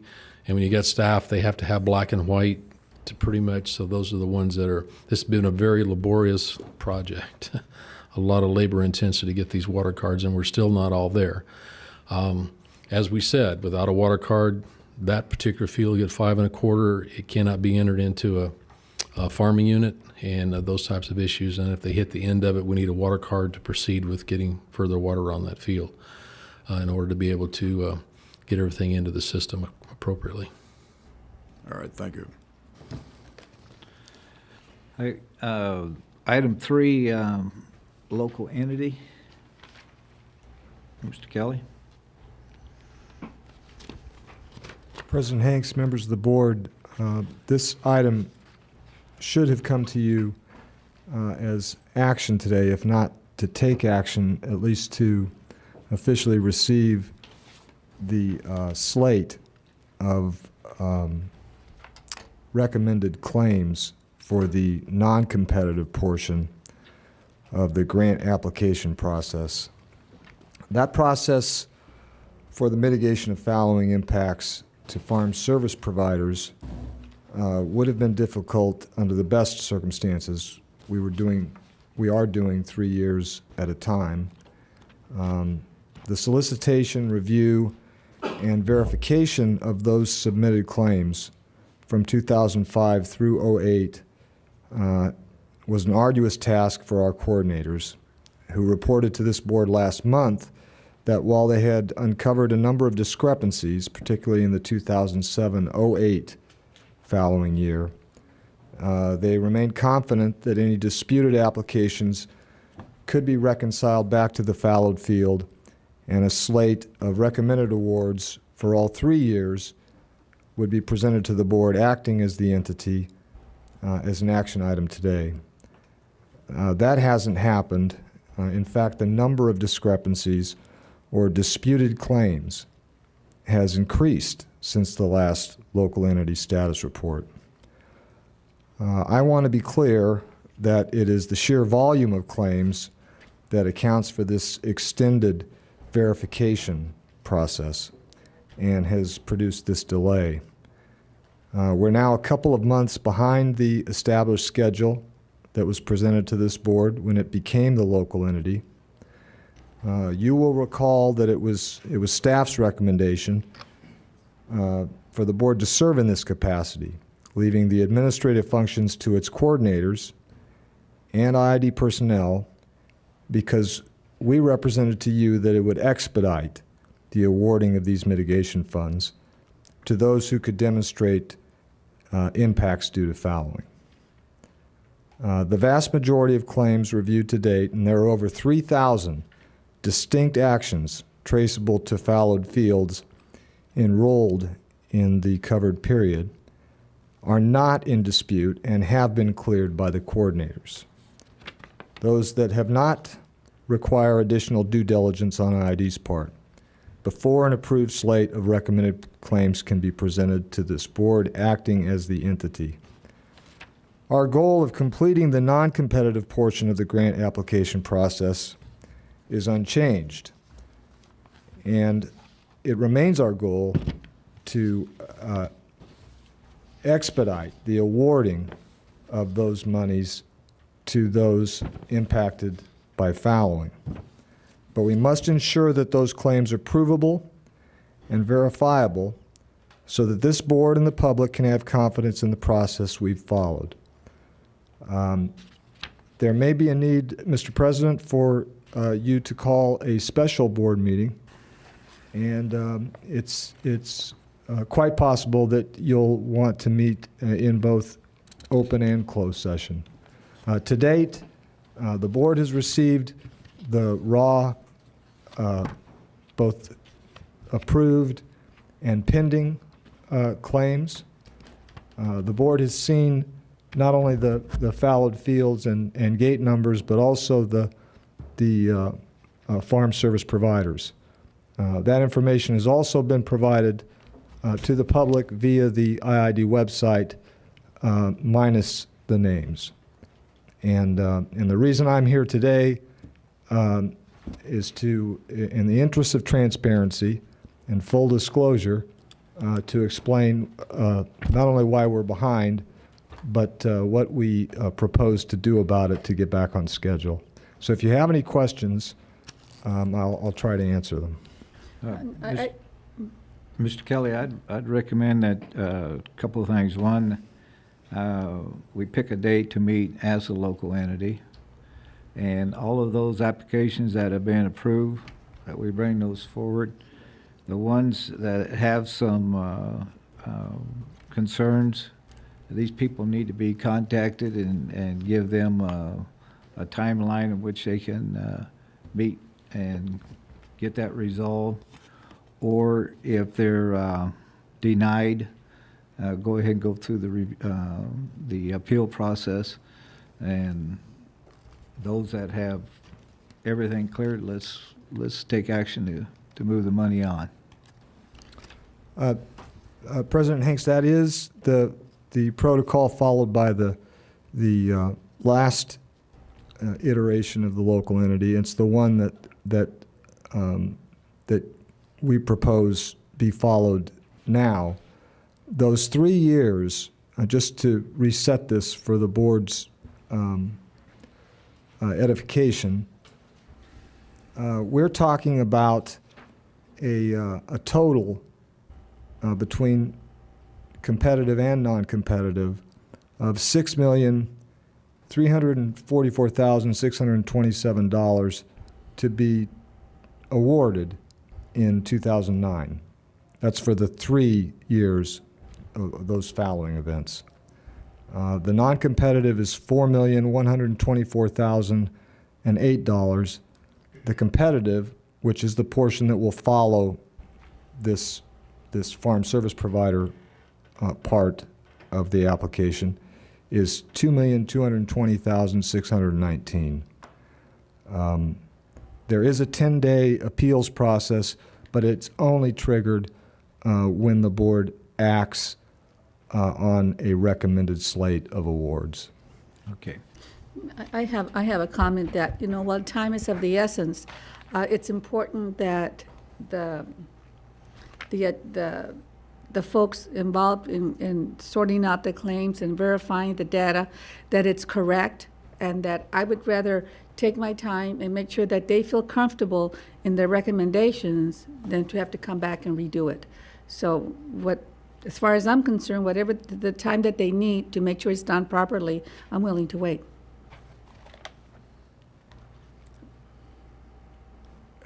Kevin, I've talked to you about this. Even on some of the cleared documents on this paper handout, I've found discrepancies. I've asked for more information, and I think they're getting the information together.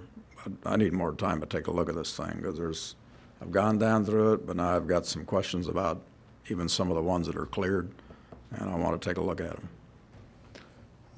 As the local entity, it is part of your charge to delve into the claims, and you ought to be receiving both staff support and the help of your paid volunteers. So I guess my message to the board is that we're going to redouble our efforts so that we do complete both processes in 2009. The silver lining in this is that you will have sufficient time to delve into these claims. The flip side, though, is that it's taking us longer than we had hoped. Well, do it right the first time. Yeah. Thank you, Kevin. You didn't call him Eugene.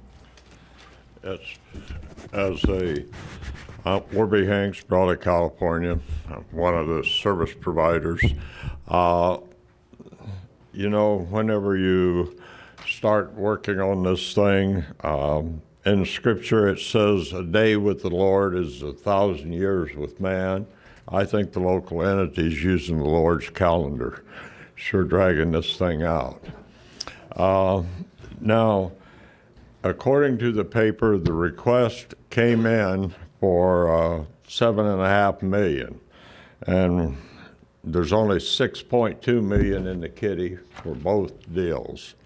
We were instructed to ask for a 65% of gross.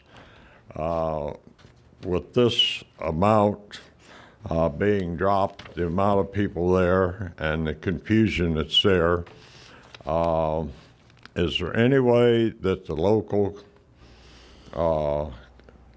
entity or your staff can give us some kind of an idea, because we too are starting to work on our calendars for next year. The book of the harvesting is done. There's a lot of tillage going on and whatever, and we're 3 years behind. You're working on your third budget that will be coming up. Is there any idea what percentage we'll be looking at? Because I've heard discussions of bankruptcies, Chapter 11s, and whatever. At 65%, there would be some salvation. But if that 65% is decreased to 25%, which would be, what, 15% of gross, some of our people are going to be in real big trouble. And as soon as possible, I know you want to do it right. I know there's problems and whatever, but at this stage, we're not 3 years behind, but we're 5 years going into the 6th year.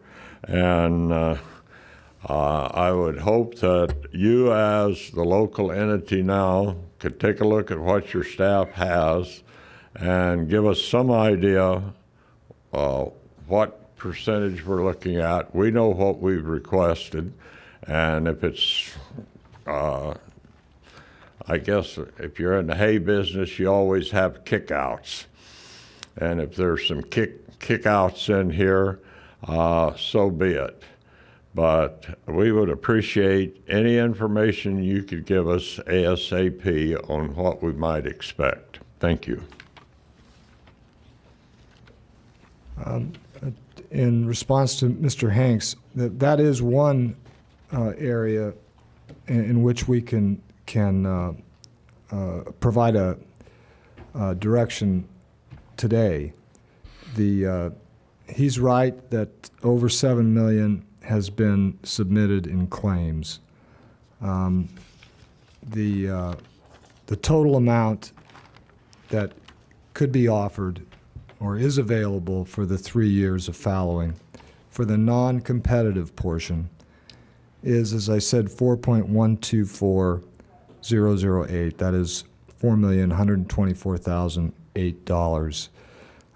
We will follow the same protocol as the last local entity, and what was done there was that once the slate was approved, then the awarded applications were paid on a prorated basis. So the split is already in the between the two portions. Non-competitive is 65%, and competitive is 35%.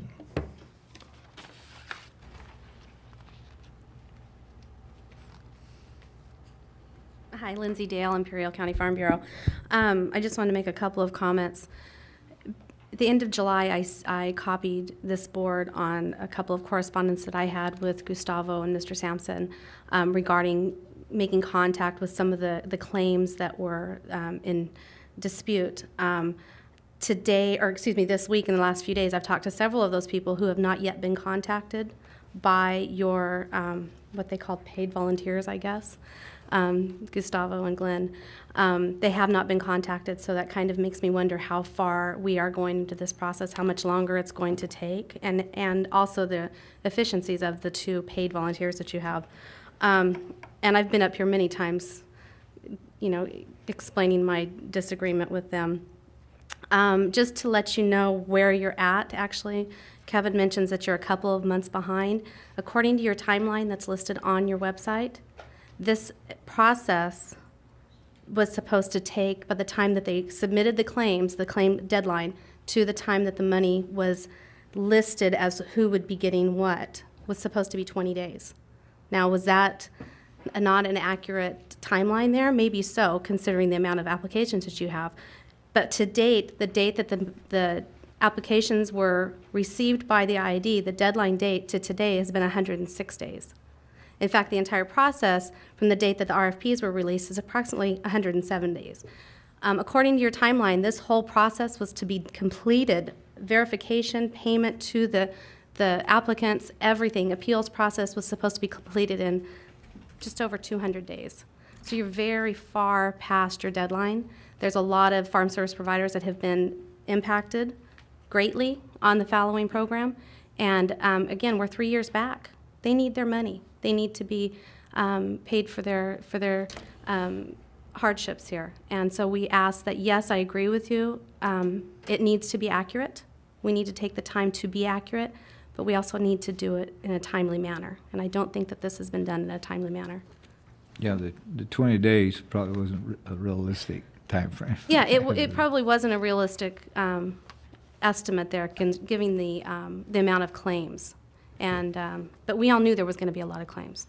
But I just ask that we get a more definitive time frame, maybe posted, something that our farm service providers can look at and know a little bit more clearly where we're at right now.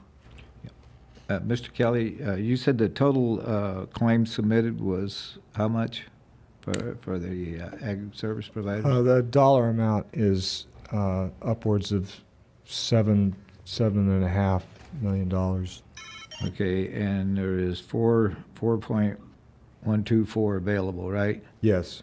So probably 52-53% range then is what they can expect then. I think that was the number he was looking for. Yeah, I went into journalism because he didn't have to take math, but I think that it's closer to 60%. Sometimes you're brutal on yourself, Kevin. All right. Any other questions on this? What's the board's wishes? You want to set up a meeting? If there are some concerns, like Director Membel is talking about, we probably need to sit down and look at it and give them some direction. Well, what I need to do is get some more paperwork so that I can finish going down through what I've gone through and just, put a check next to the ones that are questionable. Like Mr. Hanks, you're pretty cut and dry, Orbeon. You're in a combining deal. It's either Bermuda grass or wheat or alfalfa seed. Your deal's pretty cut and dry. It's real simple. And I think that some of those guys that are cut and dry, get the money out to them. There's ones that have some discrepancies. They may need a little more time. The board may need to talk about it. But anybody that's been cleared that's reasonable, they should probably get paid off as soon as possible. If there's a way to do that, we certainly should. The problem's going to be that you can't make that prorated until you know what the universe is, how many claims there actually are that are approved. Again, I will make my statement. I'd rather wait and do it correctly than do it incorrectly and then create more problems. These discrepancies, just so there's a clean record here, these discrepancies aren't, purposeful game playing. They could be any number of clerical mistakes. But what we come back down to is that these impacts have to be tied to a fallowed field, and they have to be provable, so that you as the entity, can have confidence in voting on them. Well, do we need to have that meeting so we can direct staff then to notify these people that we need this information, we need it by this date, so then we know what the global amount is if we're going to hold off till then? Yeah, otherwise, we'll be here another year. I think actually that we're on, at the risk of pinning myself down. I think that we are on schedule to come back to you for a special board meeting that you would call President Hanks the early part of September. Okay. If we don't hurry up and get this done, we're going to be more popular than the first local entity group.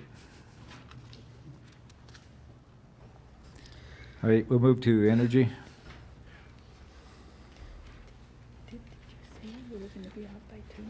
Okay, I'm going to try to introduce something positive, so if everybody kind of free up their mindsets, you know, and one of the guidances I've received from board members and from the general manager, Dr. Brady, is that we need to have a higher emphasis on guiding, monitoring, training, and developing our existing staff and introducing young talent into the organization. This year we made a particular effort and we have hired 5 new EITs, engineers in training. These 5 are all graduate electrical engineers with power options. They come from universities such as UC Irvine, UC San Diego, UC Riverside, Cal Poly. Of the 5, 2 are from our service territory, 1 from El Centro, 1 from Indio, and 2 others are from Riverside and Barstow. I asked Human Resources to do the outreach program to locate this talent, and Human Resources Department did a fantastic job in going through the process and acquiring this talent. I asked Mario Escalara to put together a brand new intense training program and rotational program where we could provide them the experiences and the mentorship they would need to develop into long-term talent. The objective, of course, is that we hope they will make a long-term commitment to IID and its service territory. And I'm going to ask Mario to introduce them. We have them here, and introduce them and also talk about the training program. I want to note that one of the elements of the training was a trial by fire attendance at a board meeting. I think we've accomplished that today for them. I think they're going to quit at the end of the day. So Mario, would you? So those, I was trying to figure out who these young men were. I'd like to introduce them, if I may, Director Hanks of the board. First is we have Edward Velardo. Edward, if you would stand up. Edward is a graduate engineer from Cal Poly Pomona. Then we have Josie Torbett. He is a graduate of Irvine as an electrical engineer. We also have Mark Miranda. He is a graduate electrical engineer from Cal Poly Pomona. He is from Indio. We have Ehab Ibrahim. From Riverside, he not only has an electrical BS degree, but also has a master's in electrical engineering from the University of Riverside. And then, of course, we have John Moffett. John is a graduate from San Diego, University of San Diego. He is also graduated from electrical engineering, and he's a resident of El Centro. Well, welcome. We truly need your intelligence, your energy to make the IID energy a better place. If that dude gives you any problems, give me a call.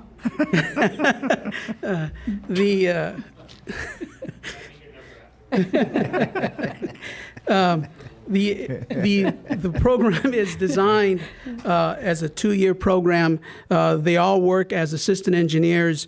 The program is designed to give them a full exposure to all that is IID, primarily, of course, the electrical engineering department. Part of it is of their indoctrination was, of course, the board meeting. We have them on what we call a 4-week rotation right now. They're visiting the 6 major areas of the electrical department on a 4-week rotation to give them a full experience. And that is construction and maintenance, operations, engineering and planning, SOC, DOC, relays, and I may have forgotten one. that gives them a full, but after the initial 6 months, or now 5 months, I should say, rotation, we will then sit down with them. They get a questionnaire after each 4 weeks that they fill out. Also, the supervisor of that area fills out. After the, as I said, after the initial rotation, we're going to sit down and determine what the best fit for them is, what the best fit for the department is, and then set them up on a long-term, hopefully 6 to 8 months of rotation of maybe just 2 or 3 major areas, and then hopefully we can find a long-term home for them. Again, we wanted to bring this to you as a program we want to keep on having. We hope to be able to extend this program on other engineering fields as we go, but we want to make sure this one goes on first. Well, I like to commend our energy management, because this has been an issue, attracting the young. I mean, not so much the young, but the capable engineering staff to the IID. And so we welcome you, and we hope that you can make this your home and be part of the IID family. So welcome. Got to get married first. We're working on that, Director Abadi. No, you don't have to get married. He wants to marry you off. You don't have to get married. Well, thank you. Thank you. That's very good news. I may have misspoke by saying we're trying to find young people. Of course, we were looking for recent graduate engineers. We had a little difficulty with that. We took who we got, and this is what showed up. Did a very good job. Yeah. I think they did. Yeah. Thank you. Good. Thank you. Mr. Jan, I had 2 projects, and I thought that maybe a meeting that Director Mendoza and I had yesterday. So I kind of like an update, and maybe project management can give it on our 2 big, I think we're of critical nature, the KNKS line and our Midway Banister, where we're at with those 2. Yeah, I asked Carl, because we talked about this earlier. I think Carl has an update on that.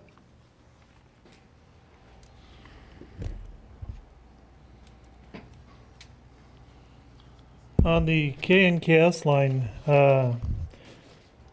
if you remember right, they came back to the board in November of '08, and at the time in the board there was a schedule for phase 1, which was a completion at the end of 2009, and phase 2 was to be put off in the future, but the board directed staff to combine those 2 because of the criticality of that, and approve the $14 million to do both sets of the phases. We've taken the project schedule, we've combined those 2 schedules. We're right now in the process of completing the EA that's on there, the environmental assessment. It's 90% done. We're hoping when that comes out it's going to be a negative deck, but we'll have to wait and see what comes out of that. Once that's done, we'll be able to start construction. We have poles for the first phase. They are here. I was just reading emails. We just submitted the bid package out for phase 2. It's in contracts now. They're working on the final language. Hopefully that'll be out on Monday.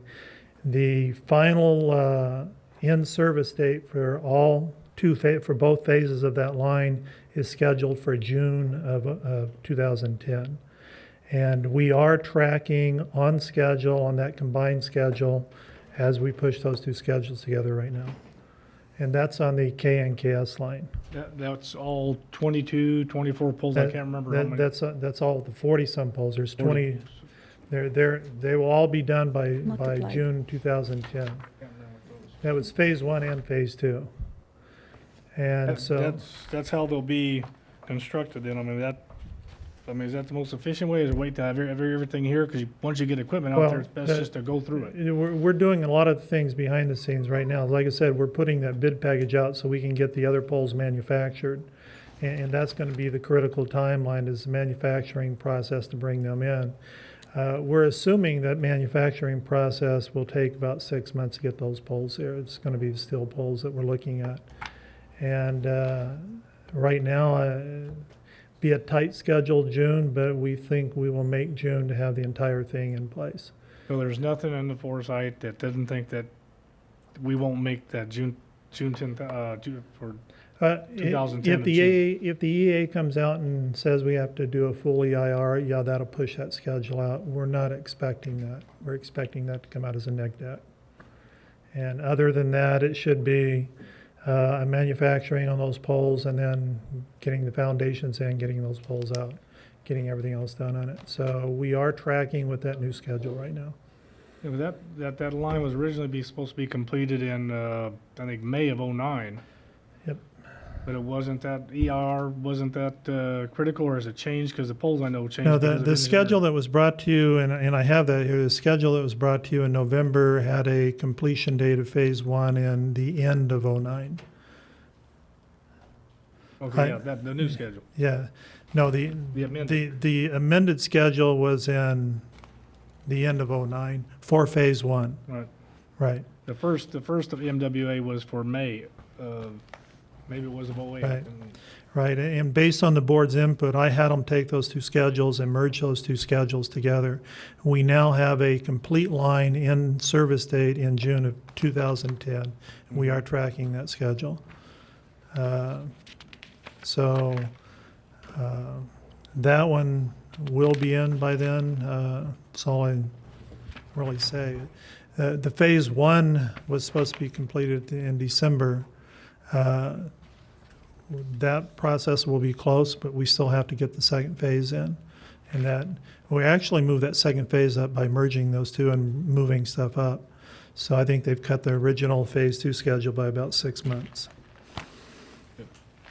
On the Midway to Bannister line, if you remember right, that business case came, and that business case was based on that 100 megawatts that was coming out of the Char area. The GIA came, the board approved the GIA. The problem we had was a line that was running through the managed marsh, if you remember correct, that came back. That created a few delays while that line had to be rerouted around that managed marsh.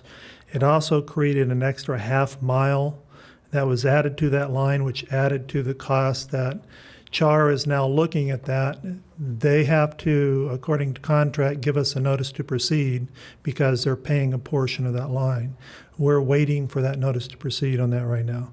A lot of the other things behind the scenes are being done, but we're still waiting on that notice to proceed from them. Okay. Okay? What's the holdup on them producing that notice to proceed? Funding and approvals, I believe, is the issue. I'd have to look further into the actual absolute holdup. Does that have to do with their financing? Well, I think it has to do with their financing. I think it has to do with the increased cost that was put on there by that half-mile line, plus the fact that there is a transmission line upgrade because of other projects that are putting in for that. So there's some increased costs in there that they have to get approvals for. And we're just waiting for them to give us a notice to proceed to start building that line. They giving you a rough idea when they're going to give that to you? I don't have that information right now. Thank you. Okay.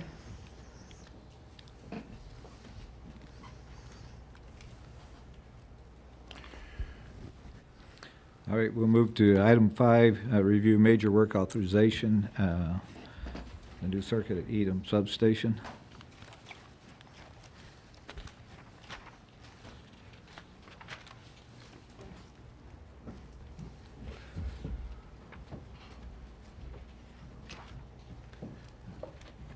Good afternoon, President of the Board and board members. We're here to present two MWAs for Coachella Valley area. The first one is Project 6367, which is one new circuit out of Edam Substation. This project basically is going to install some 14 feet of cable, basically using existing conduit system that was installed years ago, and the cost is a little bit over $600,000. Basically, the reason we included this project is we have 2 actual circuits running in that area that they have a little bit over 250 amps, and well, we needed a new circuit to to lower the loading on the existing feeders. Basically, with this project, we're going to improve the customer service reliability, operation flexibility of the distribution system in that area. And also it's going to serve us as backup in contingencies situations that we have in Bank 1 and Bank 2 from that existing substation. Basically, this substation, as is shown here in this exhibit, is located in 1,000 Palms area. And to the south, you have basically Rancho Mirage on the south. We have several commercial areas there on Dinah Shore and Monterey. This new feeder, as we mentioned, is gonna be installed using existing conduit system along I-10 bridge on Monterey Avenue on the west side, all the way to crossing Dinah Shore to where we have several commercial buildings there.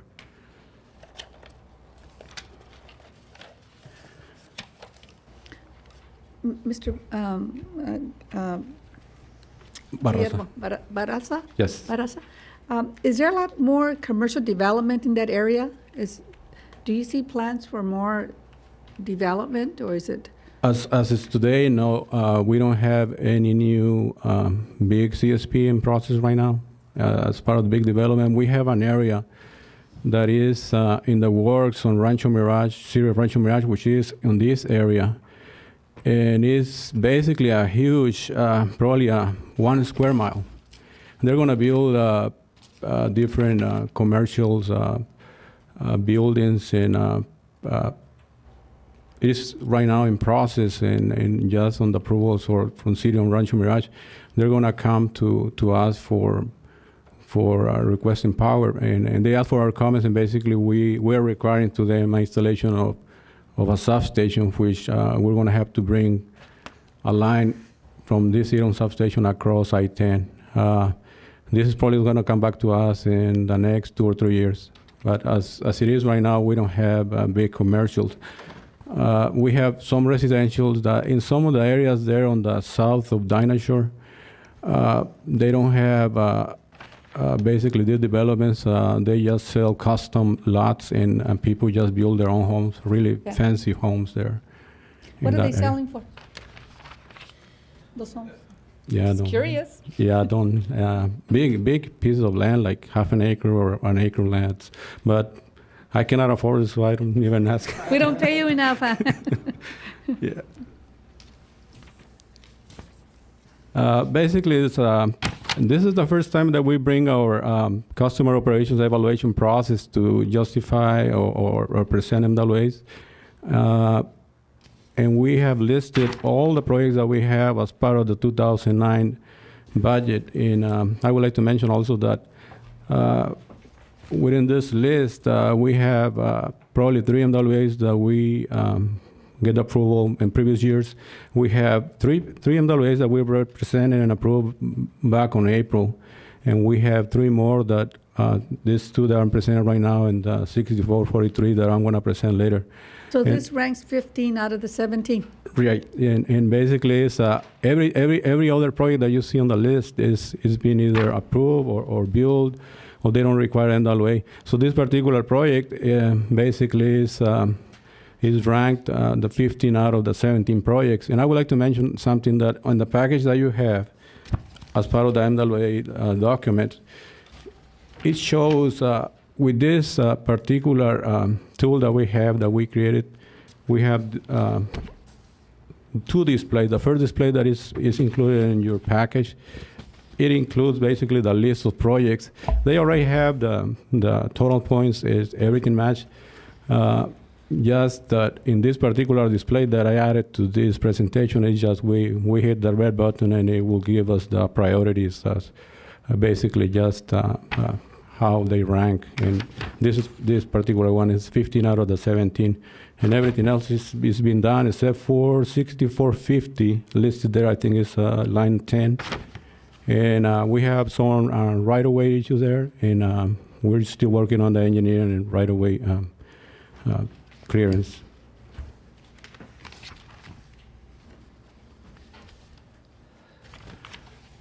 No, we basically, since this is the first time, we added some of the slides that we presented back in July when we presented to the board. And as part of the technical portion that we're considering this evaluation tool, we have 4 objectives. The first one is customer service, system performance, operation and improvement, and code compliance, and we have 25 points for each one. Yeah, go ahead, Director. You know, I was looking at this new developed capital project evaluation process. I know some of the agendas that were sent to me in June when I was in San Diego, and I read, and now I see it up here. What my concern was then is still evident here, is you're not doing a cost-benefit analysis. You have no financial matrix on help your decision-making process. And I thought this board before was clear on this. So I don't know what this new, was there something adopted in June, this new capital project by the board? Because I thought the board was clear before June. Yeah, well, it was explained back in July that the financial portion, it was not considered, or we didn't give any points for financial. And the reason is that all these projects basically, they're going to improve existing service that we are already providing to existing customers. We don't have a lot of new customers. The only assumption or justification that we can find there is new meters, and based on CFO information, is with the existing rates that we have. If we have 100 customers, 100 meters, 100 new meters, then the revenue is basically zero because the cost of generation, distribution, and administration of the, to provide the service is just zero. There is no revenue now. Dr. Brady? Yes, yes, sir. I'd like to get your participation. You know, the model that they show is great for priorities and so forth, but to say that it has no zero financial matrix makes it very tough on us in understanding how we can optimize our money. It just kind of takes that out of it. You know, I can see where this might work for prioritization, but you know, a cost benefit, even if it's reliability, possible downtime, that should be enough weight in itself to carry the project forward. But if there's ever a project that's just strictly reliability and the cost benefit doesn't pan out, you have the authorization to bring it to us and say, hey, this one has to move forward, needs to be done. But it really takes us out of our governance issue where we're trying to look at the timelines and the optimum use. You know, if we're down to the last projects and some of the others are on hold, that may not be an issue. But in terms of, for example, on number 5 and also on the one that's on the action for approval on the Francis Way substation, we're talking about underground lines, and we develop a policy on that as far as for aesthetic purposes. Right. Then the developer or the cities had some responsibility. Right. And on both of these projects, it looks like we're the IID is paying full 100%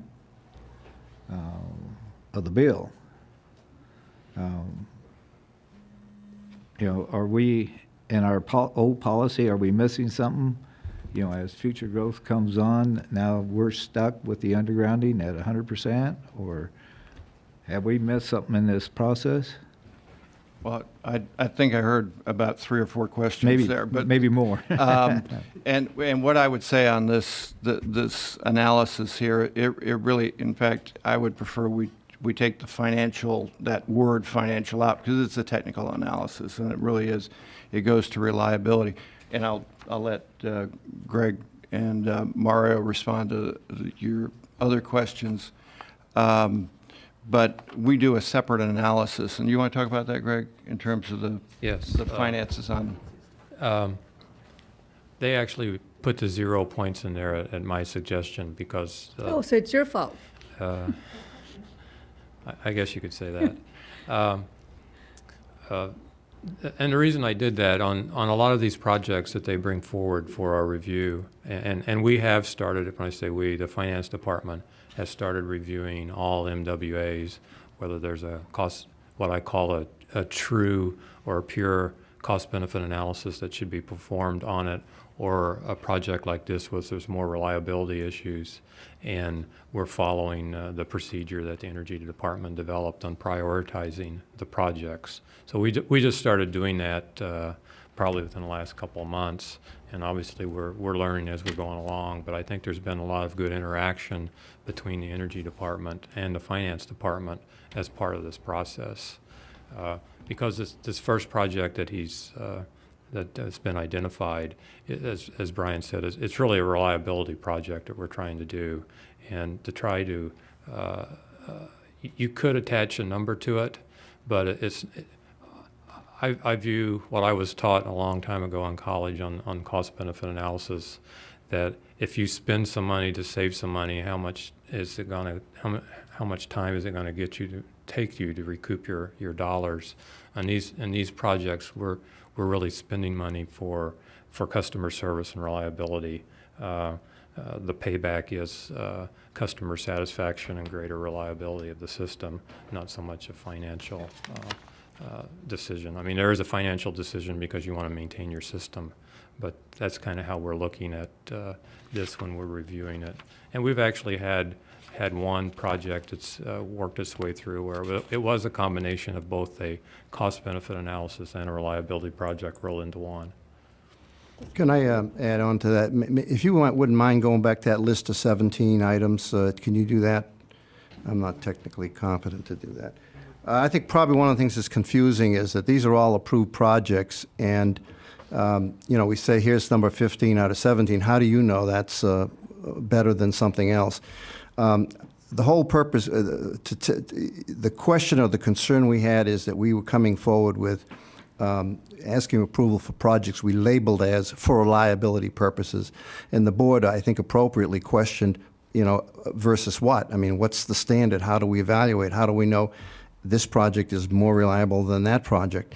And actually what they have developed is a very good model, I think. There's actually a list of probably 40 projects, about 20 of which have not been approved. And if we really were to present this to you, we would have shown you all of the projects we've evaluated for reliability purposes and drawn a line at 17, which shows you those below that list haven't been funded. That way you could see that here's a project that's for reliability purposes, and we ranked it in this scoring system as higher than 20 other or 23 other projects that didn't make the budget for that reason. That gives you the opportunity to ask questions about projects that are below that line. I think where we messed up here was not giving you the rest of that list, which is really out there as well. And when we come back, I think asking for your approval, hopefully we'll have that full list for you. And you're going to bring this back for approval in 2 weeks.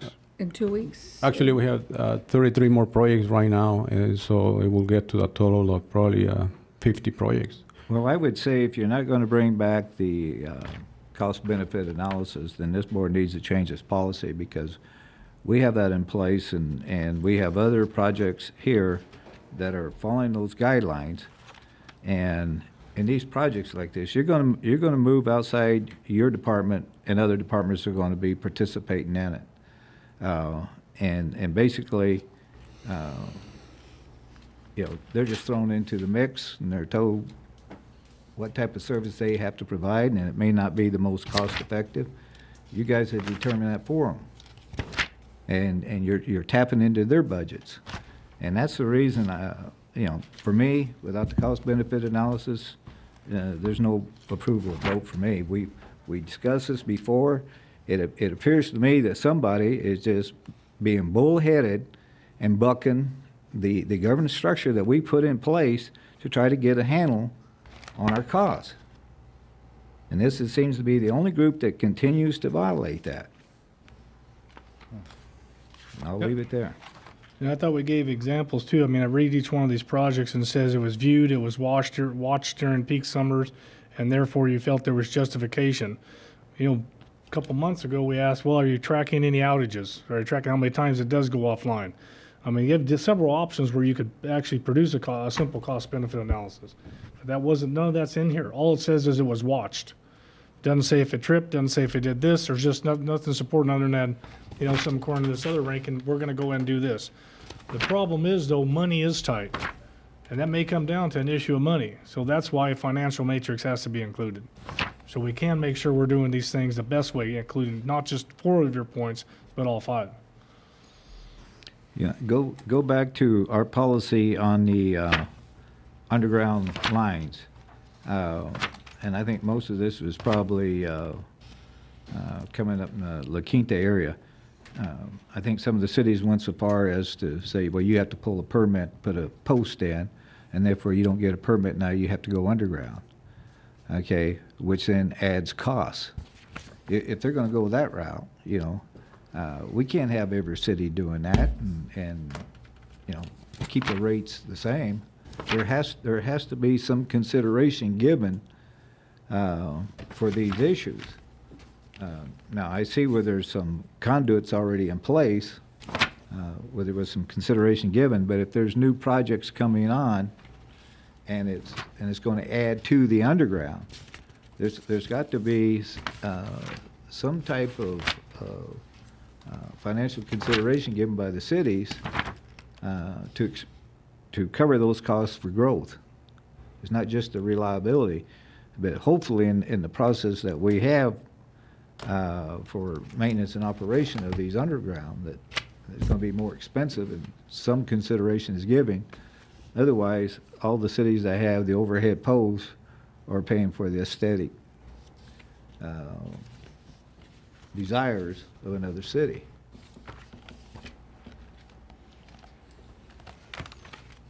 So how many of these work authorizations did you bring in there? There's two? There's two. No, there's two, but There's 2 for information and 1 for action that if you recall, the board scheduled the one from last week. Did you understand the concerns that Mr. Abadi and Mr. Hanks? I think so. I mean, it's a matter if we are being asked to put the financial, we can certainly put that in there. Some of the concerns I think that Director Abadi had, I think had he gone through, if we go through the presentation, the technical part of the evaluation takes in. We look at how many outages have been there, how many customers are going to be there, and what is the availability. There is no new conduits being installed in any of these 3 projects. They're all existing. Primarily, they're customer service driven projects. In other words, most of them are being installed. We're going from having 2 circuits to having 3 circuits so that we can intertie all circuits, and the amount of people that would go out if one circuit fails is then minimized. They're all really reliability service oriented. Well, I'm satisfied with their priority, how you rank the projects, and that is what I had asked for in that meeting. How do you rank Project A against Project B or C? And I think that information is here, and I thank you for that. I understand their concern about cost risk analysis. It's whatever Mr. Jayan and the board asked us to do. Mario, let me ask a question, because I heard something a little different from what Director Hanks said, and that was that when, for example, I think if we replace a system that has problems and we say it's for reliability purposes, we don't go from overhead to underground. If if it's underground, we keep it underground, and if it's overhead, we keep it overhead. Is that correct? Yes, in fact, one of the projects here has exactly that. We run underground where there's conduit, and then there's an existing overhead wire that we're replacing, and we stayed with the overhead wire. We typically don't improve if it's an improvement in the city or the customer request, then we ask for participation. And I think one of the concerns, correct me if I'm wrong, Director Hanks, you have is that cities that have substantial underground lines, when we replace certain part of that system and have to do it underground, it's much more expensive than to some other city where it's overhead. And that may result in an imbalance in terms of how much we invest in certain areas. That's a whole different issue, I think. That's almost a matter of equity. And I'm not sure how to address that. Normally, utilities, when they replace overhead, they replace it with overhead. And if the city wants to go underground, says you guys have to go underground, we look for utilities will look for a matching investment, Rule 20 type funds or something along that line. That's what we've done with the But if it's already underground, most of the utilities accept the fact that it's their system that's deteriorating and they need to replace it as underground, even if it is more expensive. That is an issue of equity. It's a legitimate concern. I'm not quite sure how to address that. I think we'd have to take a look at that. Am I right in that assessment? Yes, and we just adopted a policy, an underground policy, to address some of those issues, and that's my concern.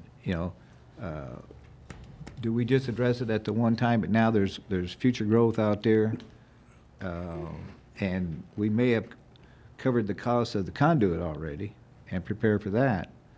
With the additional costs with growth, now, do we have a mechanism for them to continue to pay their fair share of an aesthetic design? All these particular projects, basically they were created to solve internal overload problems, and they're not conversions or it has nothing to do with the cities. Basically, we have overloaded circuits, and we have a plan to lower down the loading on some of the circuits. So what you're telling me, Mr. Barras, is that the cost is the same. Is the cost for the underground is the same as if we did the overhead? Well, that isn't true. Underground is more expensive. I think this is past Guillermo's level of responsibility. He's doing the right thing. He's trying to fix the system. It's failing. He's trying to fix it in place. But you've raised the question of equity, and I think that staff has to go back and think about how we address that. That's a legitimate question. I don't think we have an answer right now. I mean, right now, if it fails, if we put an underground system in 20 years ago, and we have that issue with some of our cable that we have to replace. You have miles and miles and of miles. that We have a cable. multi-million-dollar issue on that, and I think you've raised a good question about what happens if we end up spending half that money in a small region where we made a big investment. Is that fair to other ratepayers to pay that? I think we have to give that a lot of thought. Well, I think what we have up there, by putting them in line, we've already discovered what we think is some of the projects that need to be done. By having my question is for Dr. Ed and Dr. Brady. You two have a lot of one-on-one meetings with the board directors, and you have an idea of what each director is looking for. From what I see right here, and from what I've been hearing, is I think this is a cost-benefit analysis to some degree. I'm not sure. You guys can answer it. I'm not sure exactly what other directors are looking for. There's a list of 1 through 17 of priorities. There's a cost and there's a benefit for reliability. We're talking about equity, but there's no cities involved. This is all internal. And I heard Director Abadi talk about how many outages, and we haven't gone through the finished product of the report. So if that's in there, I'm kind of wondering, for Dr. Brady and Dr. Ed, what do you think that the board directors are looking for? Because so far what I've heard, I think this is a cost-benefit analysis. It is, because I think that in this respect, I think that we've calculated reliability and outages and other factors into this ranking system. Now, all this ranking system does is take a look at this, the 50 projects that we considered as reliability oriented, and some of them are not a lot to do with reliability, and some of them are vital and have to be done whether we liked it or not, because they're failing as we talk. And there are some that are required by our obligations to include. Those projects tend to rank at the high end of that scale. I think, as I said, this goes to the 17 projects that we have already approved in the budget, and it really isn't helpful, I think, to you to just show those. We need to show all 50 of the projects that we've looked at so you can see what other projects are not getting done because they're not ranked as high in this scoring system. Now, the scoring system and the ranking system is an excellent system. I worked for a number of years. I was on the board of directors of the Gas Research Institute, and we had a $110 million budget. And they used a very similar system. It was called PAM, Project Appraisal Methodology, which was copied from the Defense Department in the 50s and 60s, which ranked projects very much like this. And we used that system to define the 30 or 40 projects we're going to invest on for gas research for the entire nation. And we always had a line, and you could see what was below that line and what was above that line. And sometimes you might look and see something that's ranked number 19 and say, why aren't we doing that one? Tell us why this one is higher than this one. And there were times when on the board we would push something over the line and push something below the line because we believed that it really did rank higher. And I think you have that opportunity, provided we give you the other list, which we haven't done here. Well, I appreciate this ranking, because that's what I asked for in the beginning. How do you rank one from the other one? And I'm comfortable with them if you, I don't know what the rest of the board feels like, but if you want to bring him back for approval in the September meeting, that's fine with me. But bring back a change to your board policy because you're violating your board policy. Let me ask you this. How much of this overload is due to growth? Well, some of those existing circuits, basically, they were built over 20 years ago. Last year, we already built one new circuit, which is the 112. Now, if I go back to this area, Eaton Substation is on the north side of I-10. So there is nothing on the south. So basically right now, when I was mentioning a big project, we're in conversations with City of Rancho Mirage, and we are requesting the city and participation of the developers to have another substation on the south. But as is today, we don't have any source on the south. So we want to have additional capacity, so we have flexibility. If we lose one of those feeders, we can pick the load up. But as it is right now, we can't. And the part of the question was, how much of it is due to new growth, or is it what you call load creep, where existing customers use more power? I mean, Mario, you've talked about this in the past.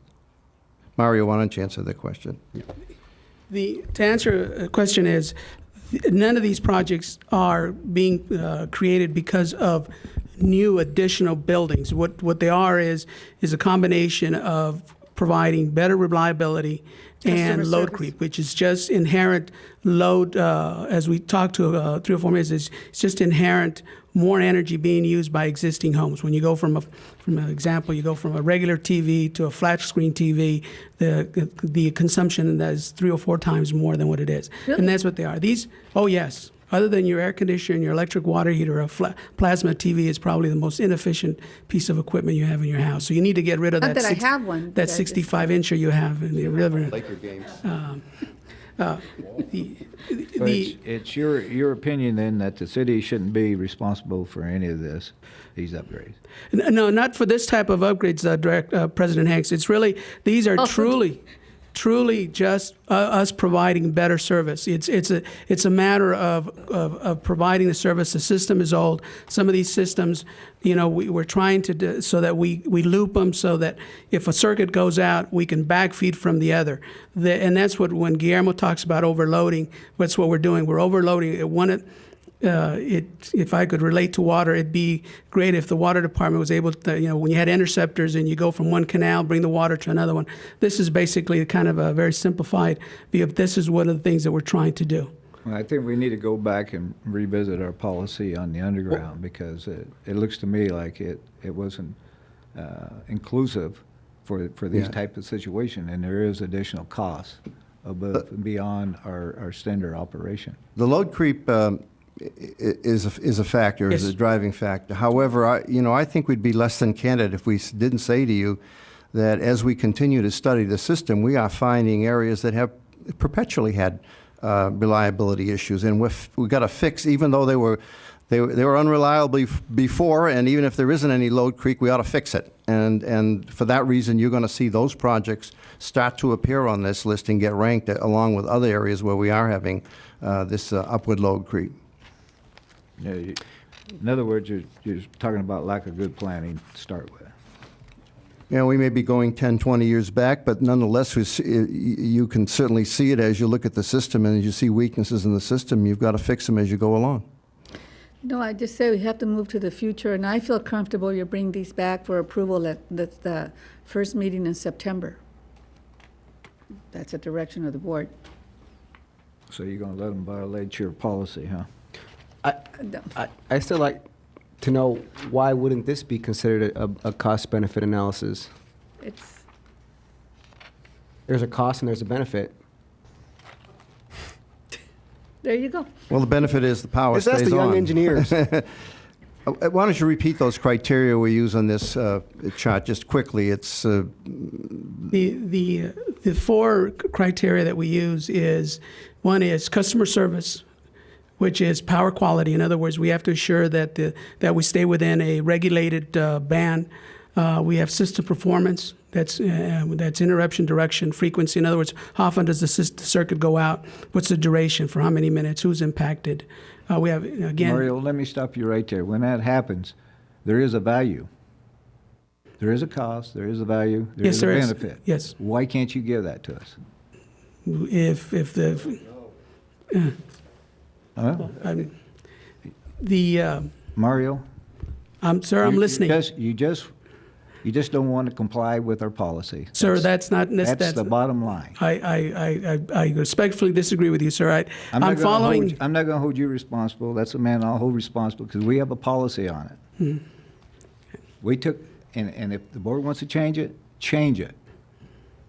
But it sure makes it difficult on us to try to have budgets and keep the rates. We have that responsibility to monitor these things, and we just lose all that. Never mind, go ahead. I might Brady, jump can in. you Just jump in and let's move on. Well, just two things. One is you've mentioned two policies. I don't have them in front of me, but we will take a look at those. Staff's intent, of course, is to comply with what the board's asking for. So hopefully when we bring this back, that will satisfy you. Please. Okay. Thank you. Thank you, Mario. Let's go to the next item. The switching station. Well, go ahead.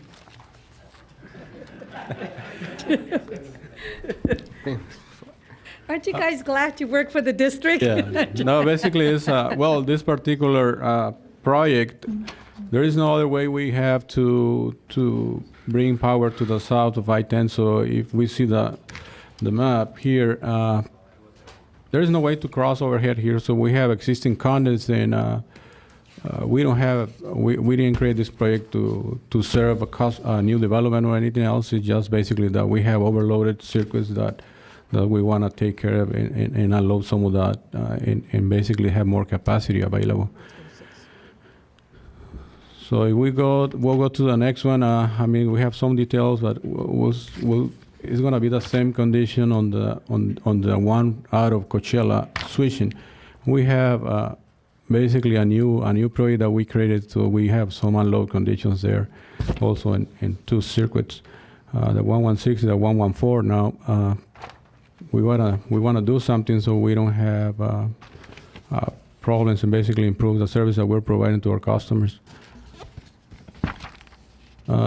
This is going to be using existing overhead line, and we're going to reconduct our portion, and also basically right here outside Coachella switching, we're going to go try to go underground and cross the street and just connect towards the overhead.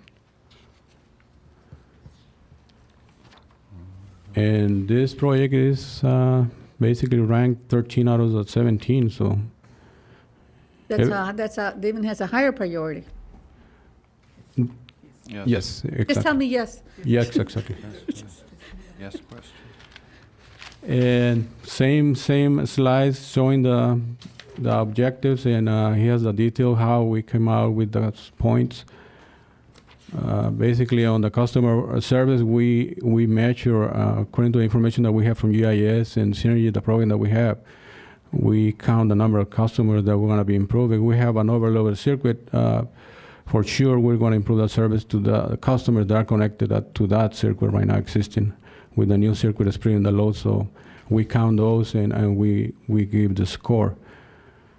On system performance, right now, as we mentioned in our last presentation, we created this logic. So basically, it's on this particular one, this new circuit will improve overload conditions, conductor size, so we assign 25 points out of the 25.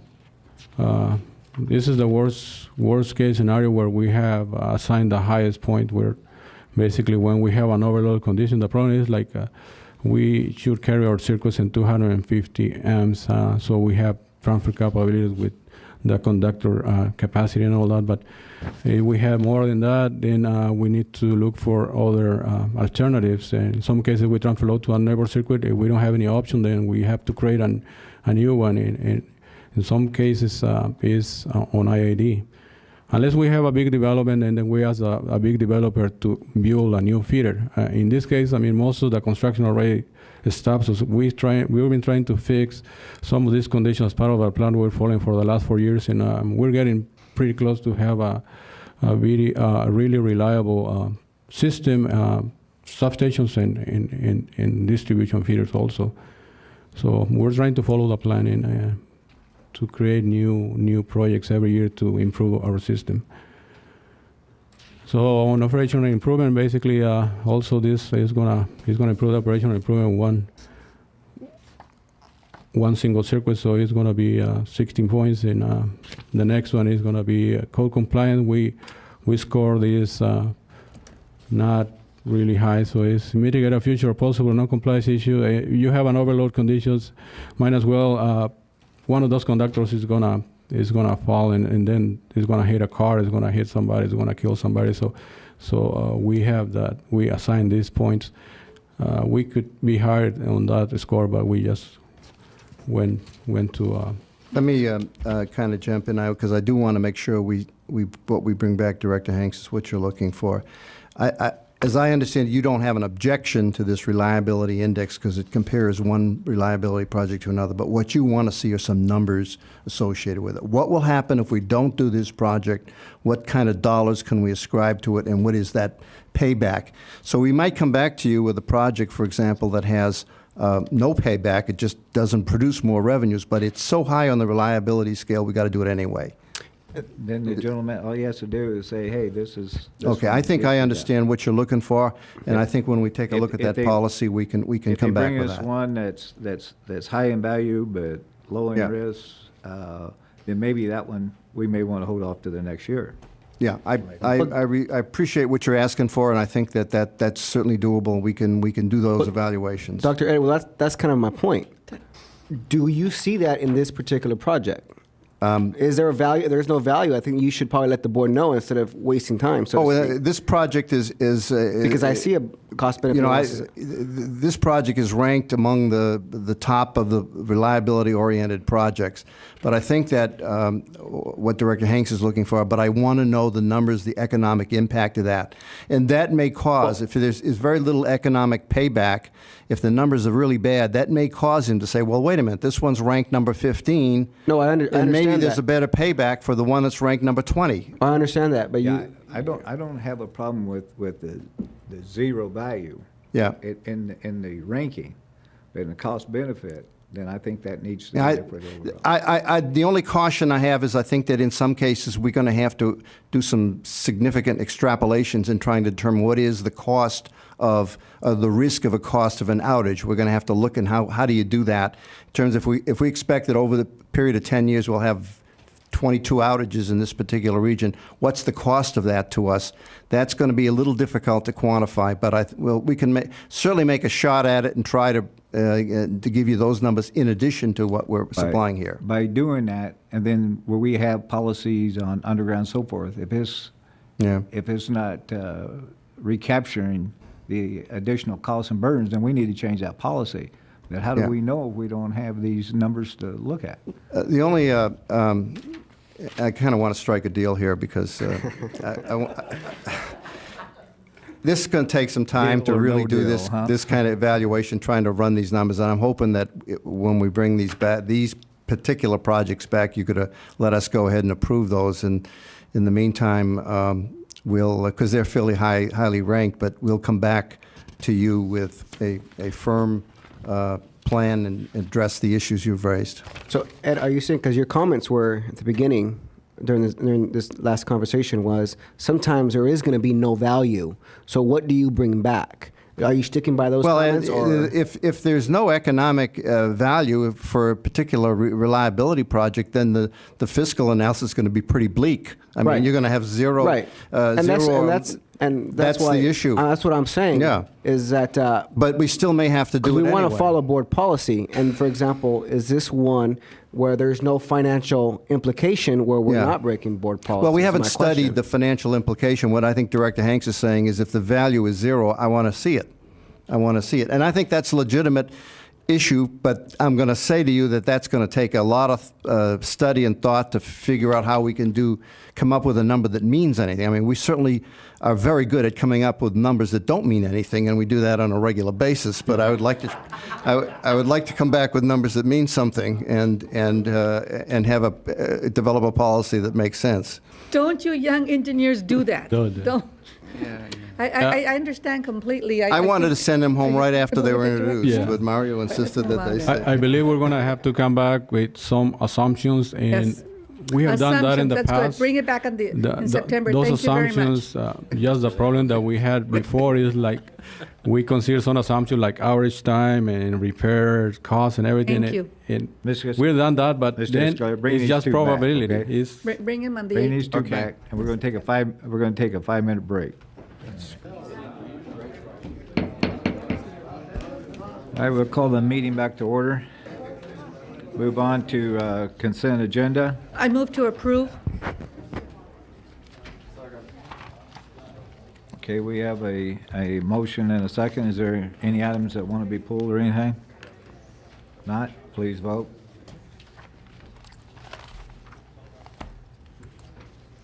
Okay, we go to number 15, action agenda.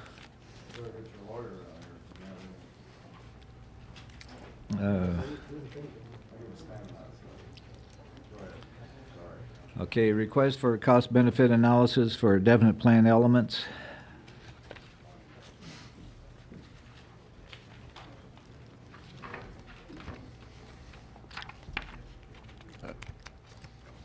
Yes, Mr. President and members, this was brought up by President Hanks at last board meeting as an informational item.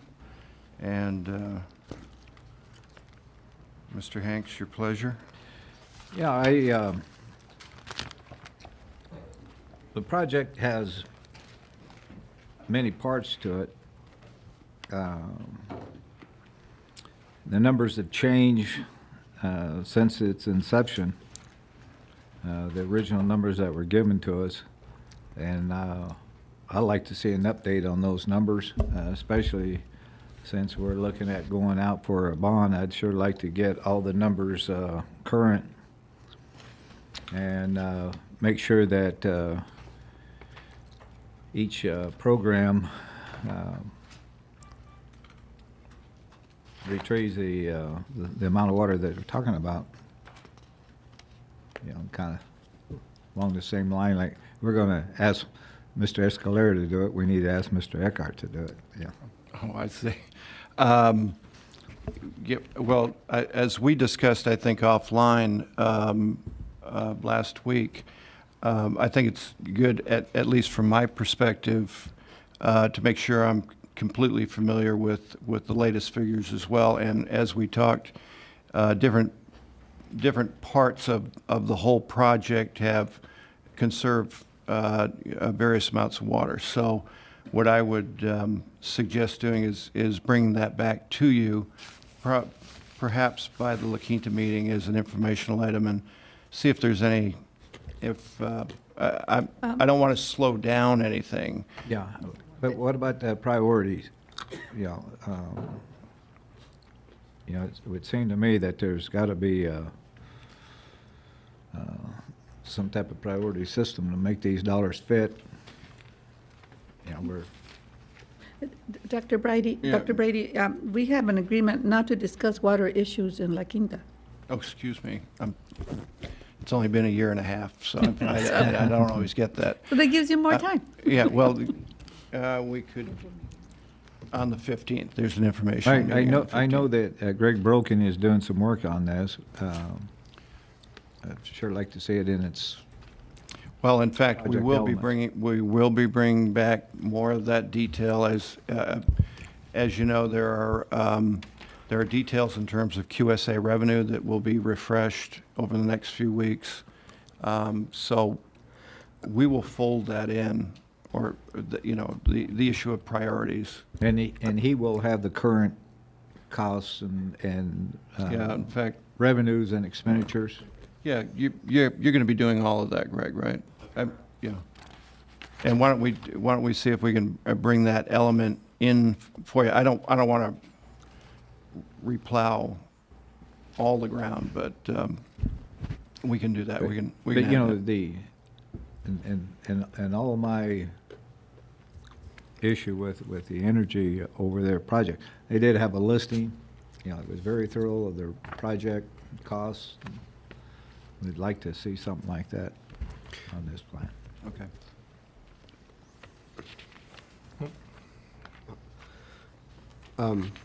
The cost benefit analysis, the definite plan. I mean, the board has approved the definite plan, and we know a lot of the numbers for the definite plan. So what exactly are we doing again? Are we going to bring back a cost benefit analysis for the whole definite plan? Because the board already approved it, and we have a plan, and whether the numbers change or not, I think we can. Obviously, we have PMO who can tell us whether someone's coming in under budget or not. But to change the plan because a cost benefit analysis tells us to, I don't know if that is something that we should be looking at just for the fact that this board already passed which definite plan to choose. If we're talking about a $280 million bond, we want to make sure it fits. Yeah, I am not suggesting. I don't think Mr. Hanks is requesting that we reinvent the wheel and go back and reassess all assumptions on a very complex plan. But I think in the process of Greg and I going through the financing analysis and the revenue analysis and all that, there is a sequencing. This is a 4 to 5 year construction program. So, I mean, it's logical that we take a look at the phasing, and from my perspective, that reconfirming that we're getting all that we think we're getting out of the plan. But we don't have, quite frankly, the time to go back and start at ground zero. And I'm not suggesting that, but the, some of the recoveries may be been less, or may have been more of the recovery system we put in. Some of the pilot projects, I think, gave him different data than what he thought it was going to give him. And it will, sure. So, I think we need to revisit those and just make sure. Well, if for Mr. Sanchez, I believe you're expressing concern that we don't slow things down and we don't. Right. Well, I don't know how we can see whether $283 million fits unless we get rid of projects or add projects. Yeah, Dr. Hanks, I know we've had some closed session work on this, and we have seen numbers. So, and the numbers do flow, and the numbers do work for system improvement on-farm and for the whole QSA. So I guess the point is, and I know that Mr. Broking has been working on this, spent an awful lot of time with it, and this thing is going to flow, and the numbers are going to click, and we're going to come out ahead on this project. We're going to be able to cover the debt service on this thing. So I guess to satisfy everybody, when do we go public with that? Well, we will be going correct me if I'm wrong, Greg, but we will be going public within, what about this next month or so? Right. I plan on having at least 2 presentations in September at the 15th board meeting and the 22nd board meeting, and if need be, a special board meeting at the end of the month. Yeah, I think this request, brought this request before I saw some of the figures that you're working on. I think once you make that presentation, then we can see if there's individual elements that need a little closer watch. But it's not my intent to redesign. I'm not interested in that. I just want to make sure that if we have water, we're going to spend $280 million, that we have the conserved water to make the transfer, and we have the money to pay for it without raising the rates. Yes. That's the purpose. No, I understand. And in fact, I mean, I'm taking the attitude that the numbers are improving. I think we're going to bring back something that looks better financially and in terms of construction than the numbers that you've seen so far. Okay.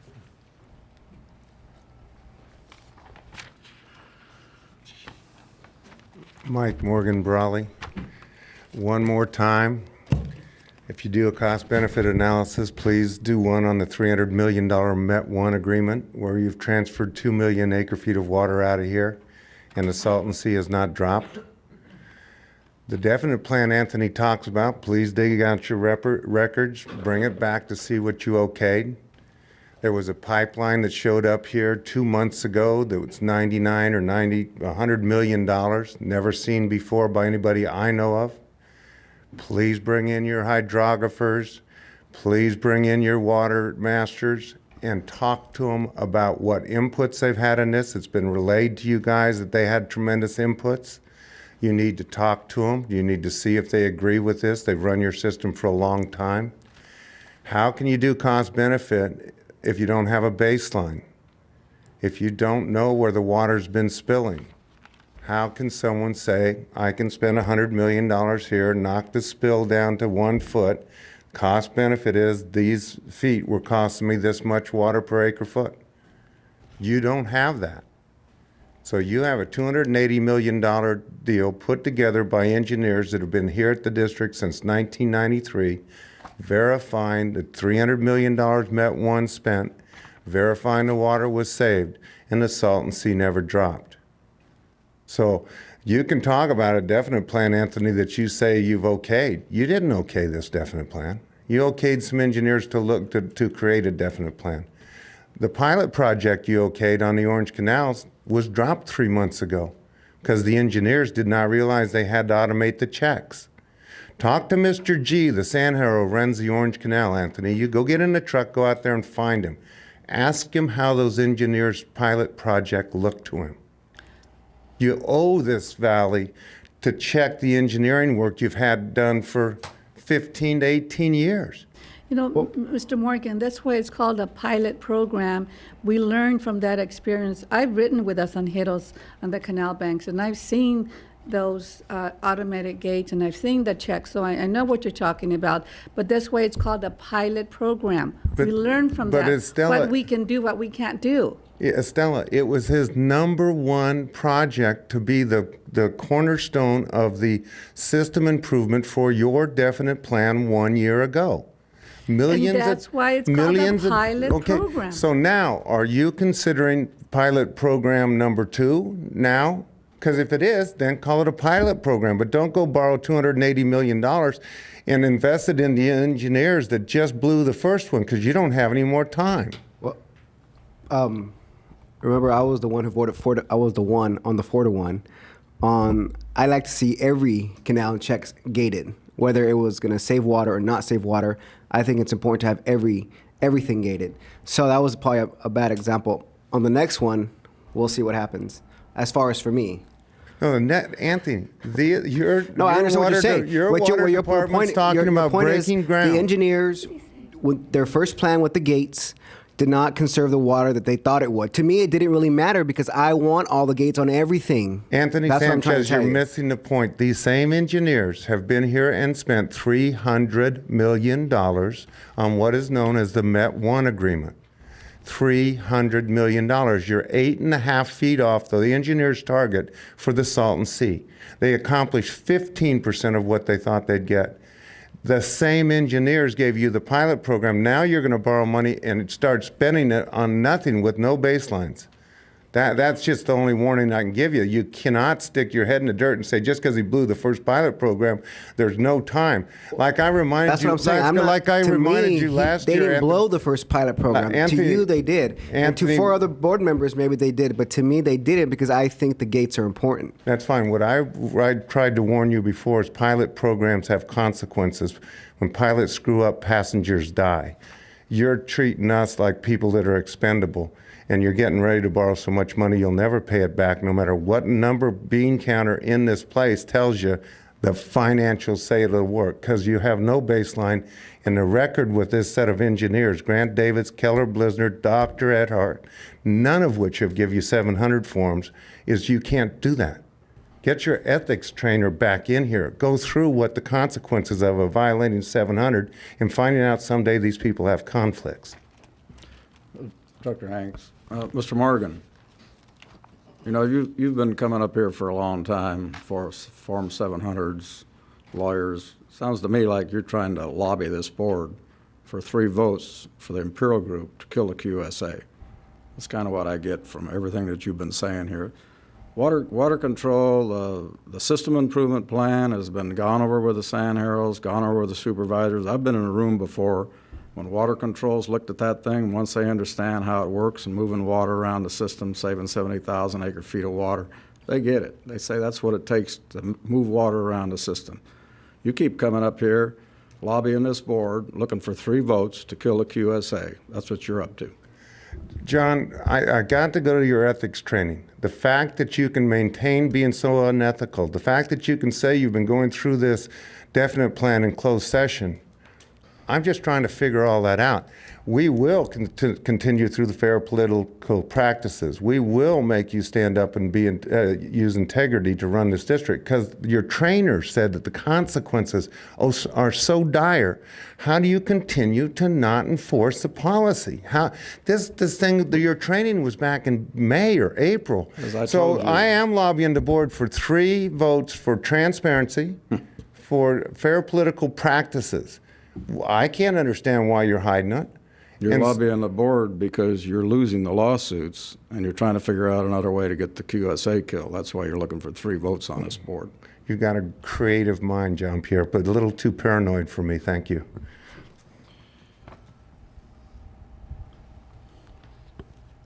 Item 16. Yeah, we'll move to item 16. On item 15, that falls within our policy that we currently have. So we're just going to. Sure.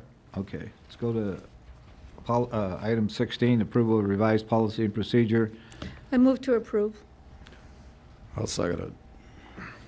Got a question? I have a few questions on it. You have management employees. Do you, as far as describing, you also have, I think it needs to be clearly described here on a definition, because you have, and anybody else, all other executive has the authority to mitigate, dismiss, or uphold. Do assistant managers have the authority to dismiss, or is that at the department heads? Every supervisor has the responsibility to, if necessary, to discipline employees all the way through progressive discipline. When any employee is finally terminated or dismissed, I'm involved with that responsibility. But all these people listed are responsible for not only supervising but disciplining, including the dismissal. Yeah, well, here you have general manager, assistant general manager, department manager, deputy manager, assistant manager. The problem is what's not clear to me is or any other executive manager, or any other. I'm not sure what other means. I think that needs to be cleaned up. Okay, we can take a look at that. Sure. Okay, and also on letter F, under 5, removal policy must be submitted to the board for acknowledgement. I'd like to have that acknowledgement changed to approval. Yeah, for sure. That's fine. You have to change your motion. Well, yeah. On these Make policies what and procedures, are all of these policies and procedures that are adopted by the board, Regarding those or additions that you made. are they operational If the- procedures, or? Well, if their operational procedures don't necessarily, in fact, usually don't come to the board, policies come to the board. So all policies would receive board approval.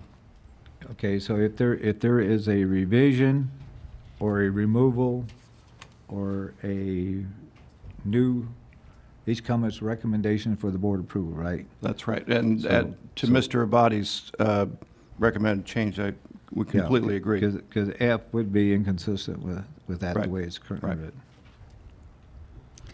And by the way, on A, the intent there was, the way I will clarify it, is any other designated manager, not specifically lined out there as identified by the general manager. Okay. Because you can't put all the titles in here. It'd be Run out of too paper. big a list, too big a list. So- Well, my motion reflects the changes to the policy.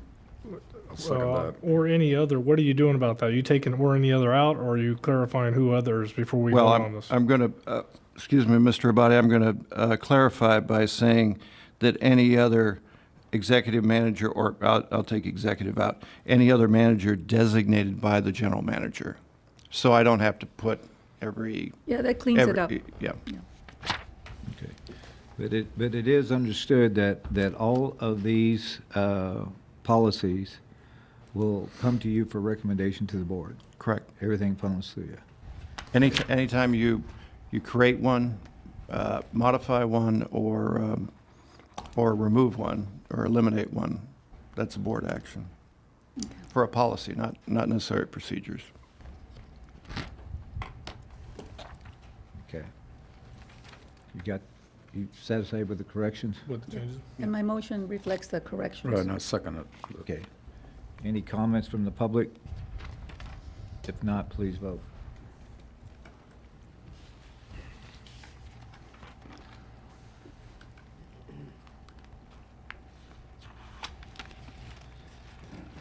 Okay, we move to item 17, discussion of internal audit status report on implementation of recommendations made during 2008. Yes, Mr. President. Members of the board, this is our second update on our recommendations made during 2008 with our audit reports. And at our last report on April 7, 2009, we had 23 recommendations that have been implemented, 26 that were in progress, and 11 that they have not been addressed yet. As of July 29th, we have 43 recommendations that they have been implemented, and we have 17 in progress. Is there a reason why 11 have not been implemented? That was back in April April 7. As of today, it's, if you look down number 1 and 2, but it says as of July 29, 2009. Oh, I see. So you have. Yeah. So those 11 have been implemented. 11 are in progress, and Progress. 43 have been Okay. implemented. All right. Thank you. So I think that was a good progress.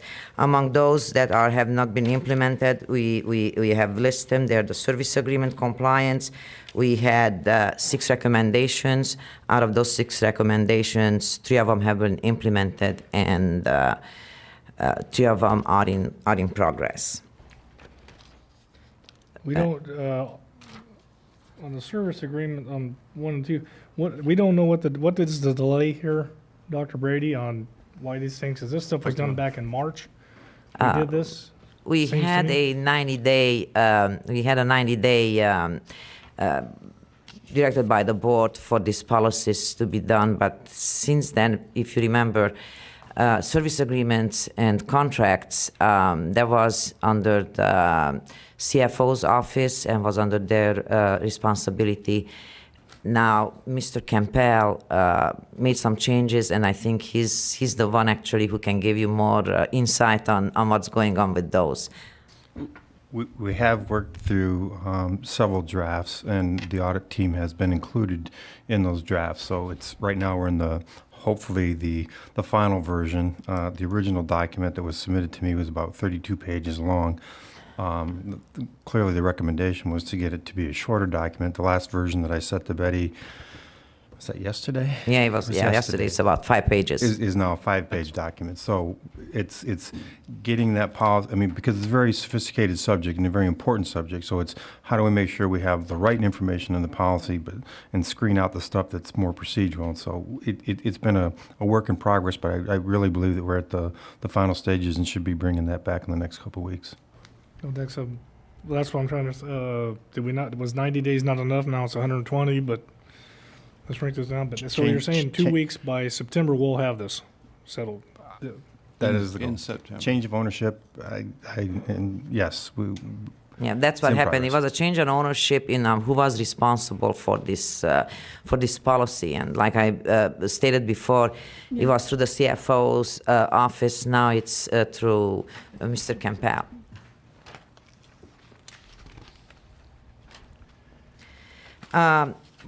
One of one of the important other policy that we're looking at to be probably being brought to the board soon, and we had it several times recommended during 2008 and probably even in 2009. It's the major work authorization, which requires further notice for approval or amendment by the board. And that is another policy that I believe Mr. Campbell is working on. It will be coming to the board. Mr. Broking, we changed that. It used to be Call, I think he worked on it with Mr. Campbell. So that's, I don't know, now it's... No, that was changed by direction of the general manager that Mr. Broking would be leading the effort on the MWA policy. So, but that's one of the policies that we kind of looking forward to have it approved. It's what is the amount or the percentage that gonna need once it was approved and it goes over. What is the amount when staff has to come back to the board and ask for an amendment or ask for further approval? But does that also mean they can't transfer money from M&O to cover it? Whatever. an MWA? Not without board oversight. Thank you. Yes, sir.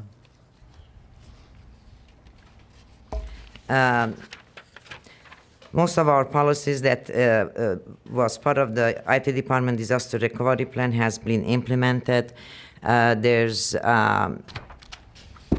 They're working on the upgrade right now on the SAP, so we did agree that maybe third quarter 2009 we can have a test run and see how, if in case of disaster, when we need to recover, how that's gonna go. And also unacceptable data age for restore, and then we need on that to be put in the part of the retention program of 2002 is defined, but I believe that it further is looked out, and we're gonna come back with that update to the board. Other than that, on the local entity, we had a few recommendations, 5 of them actually, 2 of them have been implemented. And because we have a local entity report for 2007, it's going to be brought to the board soon, probably in September. I think then that was going to be the proper time to address some of those, since local entities changed since we've been doing these audits, the makeup of the local entity. So I think at that time we're going to have a little bit more details on that, on those recommendations, if they're still applicable or or not. Betty, it looks like number 8 and 39 are basically the same. Yes, and so it's 38 is the 9. It's like I said, the MWA policy on that, we had it in several times we recommended during 2008, probably 4 or 5 times, and that's one of those things that we would like to see brought to the board as soon as possible. So now I understand the CFO is the responsible party to draft the policy and be brought to the board. Another one, and it's in progress, is consider bringing coral functions in-house. That is a item that we discussed last time also. It's in progress. The district employees conduct real-time trading Monday through Friday between 6 a.m. and 6 p.m. with Coral conducting evening and weekend real-time tradings. Hiring of a second real-time trader is currently reported as in progress, and I believe not a long time ago I seen a posting of the job. Right. Some of the other recommendation that we establish an objective upfront to put together a portfolio to meet future power needs. It's part of the. It's incorporated into the IRP, and project completion date for that is actually September 2009. It's part of the integrated resource plan. And the nectarine we still have the same. It's just not the same MWA policy that we just talked before.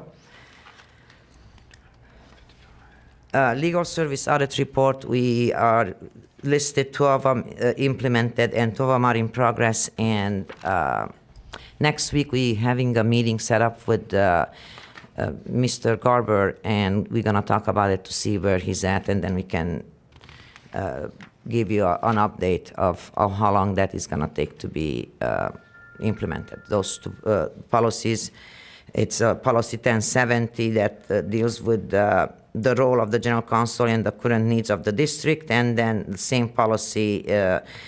I mean, on the same token, we said, well, we either use that policy, follow it, or cancel it. So we're going to have a meeting with Jeff Garber next week. Internal audit has a meeting set up with him, and we're going to address that, see how it's going to be addressed. And that concludes my report. So if you have any questions. Looks like they've made good progress in the last report. I think we made very good progress. Just the fact that we don't have none of them that are not addressed, and also that we have only 17 policies that are in progress to be. But out of those 17, I realized actually should have called it only 14 because 3 of them are the major work authorization approvals. So really, fairly, it's only 13 policies that we have to, recommendations that we have to work on to be implemented. Okay. President Hanks, I move to acknowledge receipt of the internal auditor's report. Second.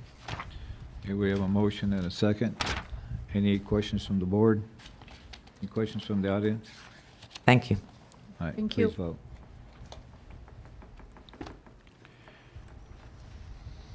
Okay, we move to number 18A, new feeder from Francis Way substation.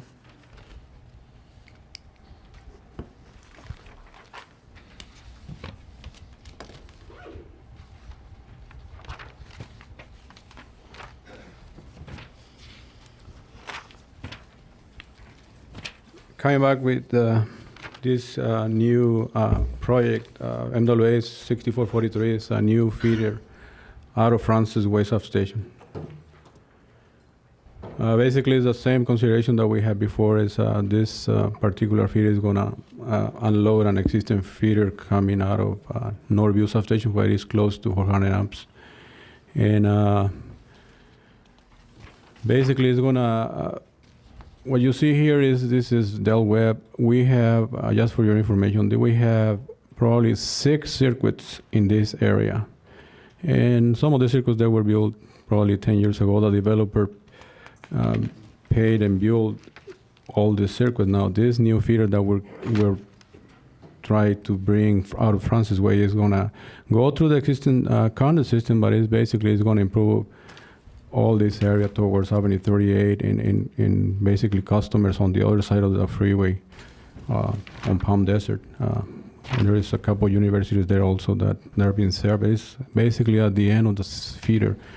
We have only one feeder coming out of Northview on this area towards the south of I-10, and we have another one out of Eden, where the substation that we presented before.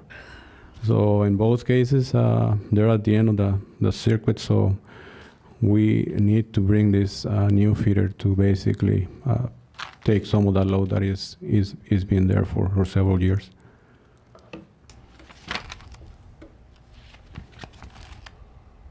And basically, it's gonna this project is gonna install some cable through the existing conduit system that we have. It was installed by the developer through the project. There is no other way to go there. We have the lizard preserve along Washington, so we were been looking to have a route to have a new feeder, and then we found a path here from Francis Way all the way to Washington. This project is being ranked number 1 out of the 17 projects, and basically the main points that he got is because it's the overloading condition that we have present on one circuit out of Northview. So we don't have cost-benefit analysis, the same as the other ones. Saying we evaluated the technical part on with the 4 objectives plus the risk analysis also. They came out with the points that we mentioned. That is 120 points, ranked number 1 out of the list.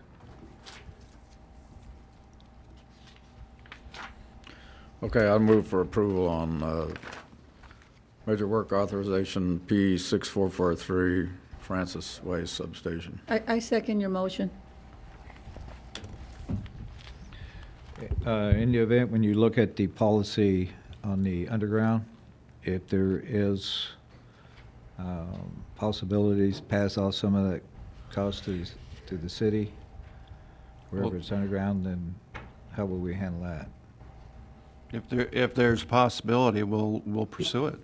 Okay. These projects they're not conversions to overhead to underground. They're basically new projects. It's just loading conditions. If there's a possibility, we'll pursue it. If there is a possibility, we'll pursue it. Thank you, Guillermo. Thank you. All right. You're learning. Good. You're too honest. Any questions from the public? Any questions from the board? Please vote. Okay, we'll go on to item 18B, El Centro Generating Station.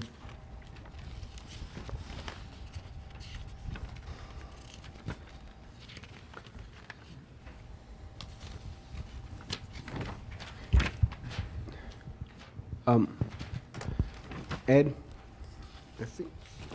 On the El Centro Generating Station, I'll let you go. I'll go ahead first. Okay. Good afternoon. I'd like to start out by saying that there was a cost-benefit analysis done on this project. I noticed that. That was quick. For information, well, actually, I think this is for approval. I'm bringing the El Centro Unit 2-2 Mark V control system and the generator exciter replacement project for the board to look at. The history on this project, Unit 2-2, which is the combustion turbine generator associated with the El Centro Unit 2, has been in operation since 1993. The Mark V, both the Mark V control system and the generator exciter systems have degraded to the point where we're having some forced outages, and that they average about two a year. Is that the average lifespan from 1993 to today? Yeah, I mean, as far as the new control system, well, it's just the control system. You can expect to have about a 15-year life on industrial controls. And pretty much that's what we've got out of the That's what unit. it And is. actually, we're a little bit beyond that. And just a little bit more history on this, and it's on the presentation. We had a fire in our control cabinet several years ago, and it was an air conditioner that was caught on fire, and it didn't do any damage other than it sooted up the control system, which is shortened the life to some degree. That's not in our presentation. The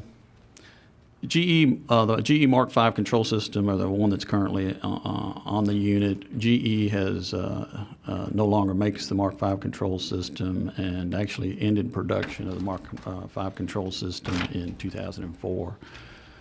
As such, our maintenance personnel now source those replacement parts from third-party vendors.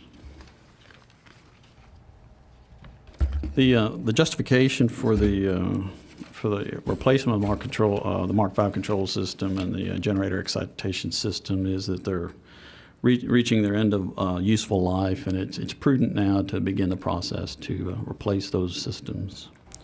The turbine generator is vulnerable to forced outages up to 7 days based on these forced outages from the stemming from either the Mark V or the excitation system, generator excitation system. When one of these, when we have one of these failures, and actually I guess the ability to repair it goes beyond the technical capability of our plant staff.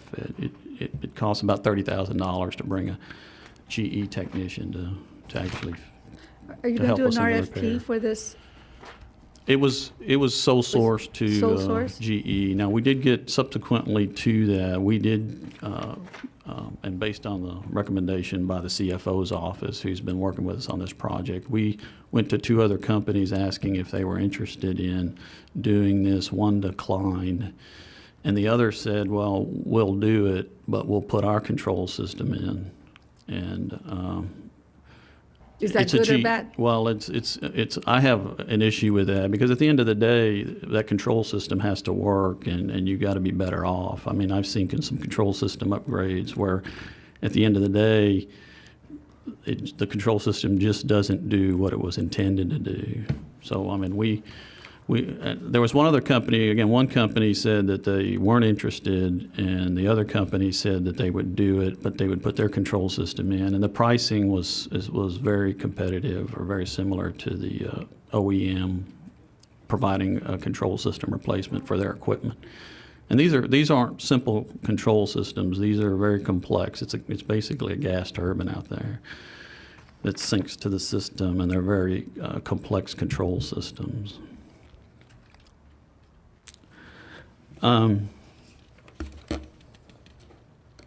The cost benefit and risk assessments were based on, again, the vulnerability of the unit to be in a forced outage for up to 7 days. We expect the new control system will have a we expect the new control system to last at least 15 years with minimal product support once that new system's installed.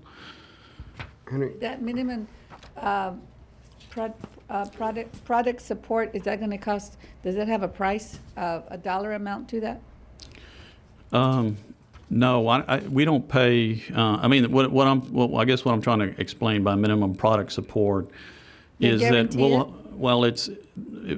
there'll be some guarantees, but what I'm saying is we won't have to have GE coming out, 2 or 3 times a year to repair the system because it'll be new and it'll be robust. And again, we don't expect to have to pay them to come out and support the system because it'll Hendrick. work. Yes, All right. Ms. Mendoza. Henry, what number is that on this project evaluation? I don't understand your question. On this? It's not a distribution feeder, not a distribution line, so it wouldn't be. Is that why there's a project cost-benefit analysis on Well, that? that plus the fact is this was easier to run a cost benefit because we weren't talking about outage to customers. This was strictly in terms of our own internal costs. So it was easier to do a cost benefit analysis on this. Well, we're in a competitive. Actually, Bulk Energy, we're in a competitive business, and if a unit's not running, I mean, our systems people have options. So we sometimes cost-benefit analysis are challenging, but we're able to do cost-benefit analysis on all of our capital projects. Well, granted, harder, easy. If it's warranted, you're going to do it if it's the board's direction, so to speak.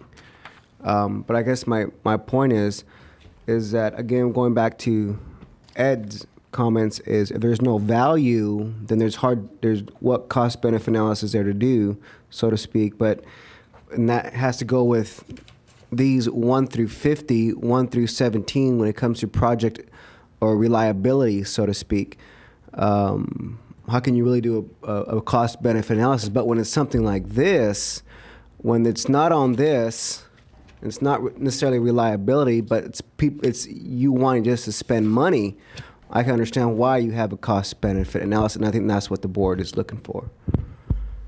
Yeah, this is also a WEC reliability issue. I without getting into it, any kind of deeper explanation about what that means, but I think you understand we have an obligation to WEC system reliability to ensure that this is one of those items on the checklist that we need to Mr. President, upgrade. I move to approve Major Work Authorization P6615.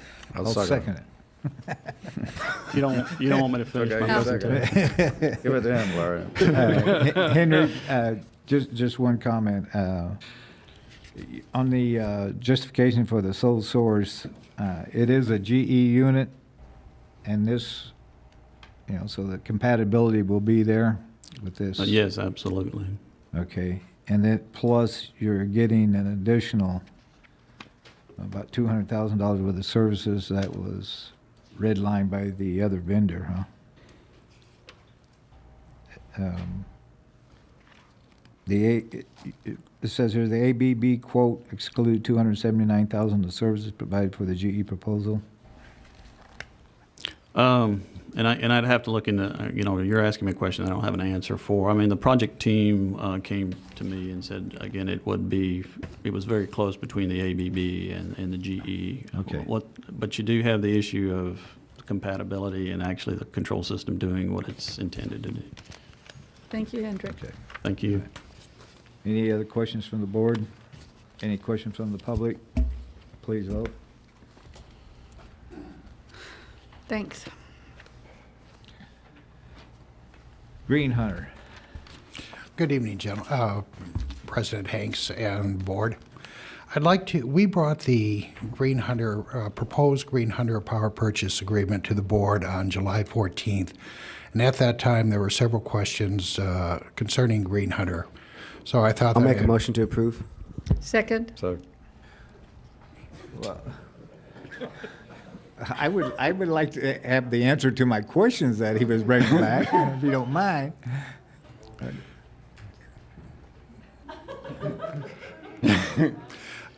They were just trying to cut you off at the pass. I don't know. Be careful, Dave, you're leading 2-0 at this time. There were two things. Last Wednesday, Green Hunter was certified by the California Energy Commission that it's in compliance with SB 1368.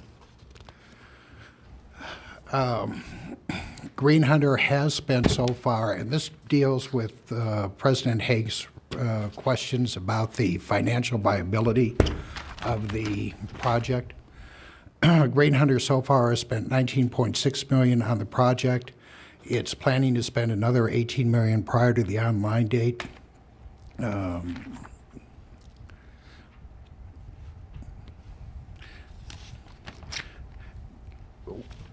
I have talked with the district's risk management officer, Blinn Valenzuela, and Mr. Garber and Mr. Taylor, and we have protected ourselves contractually. IID has we're very minimal. The only risk that we face if this doesn't operate is that we would have to pay a higher price for green energy as replacement for it.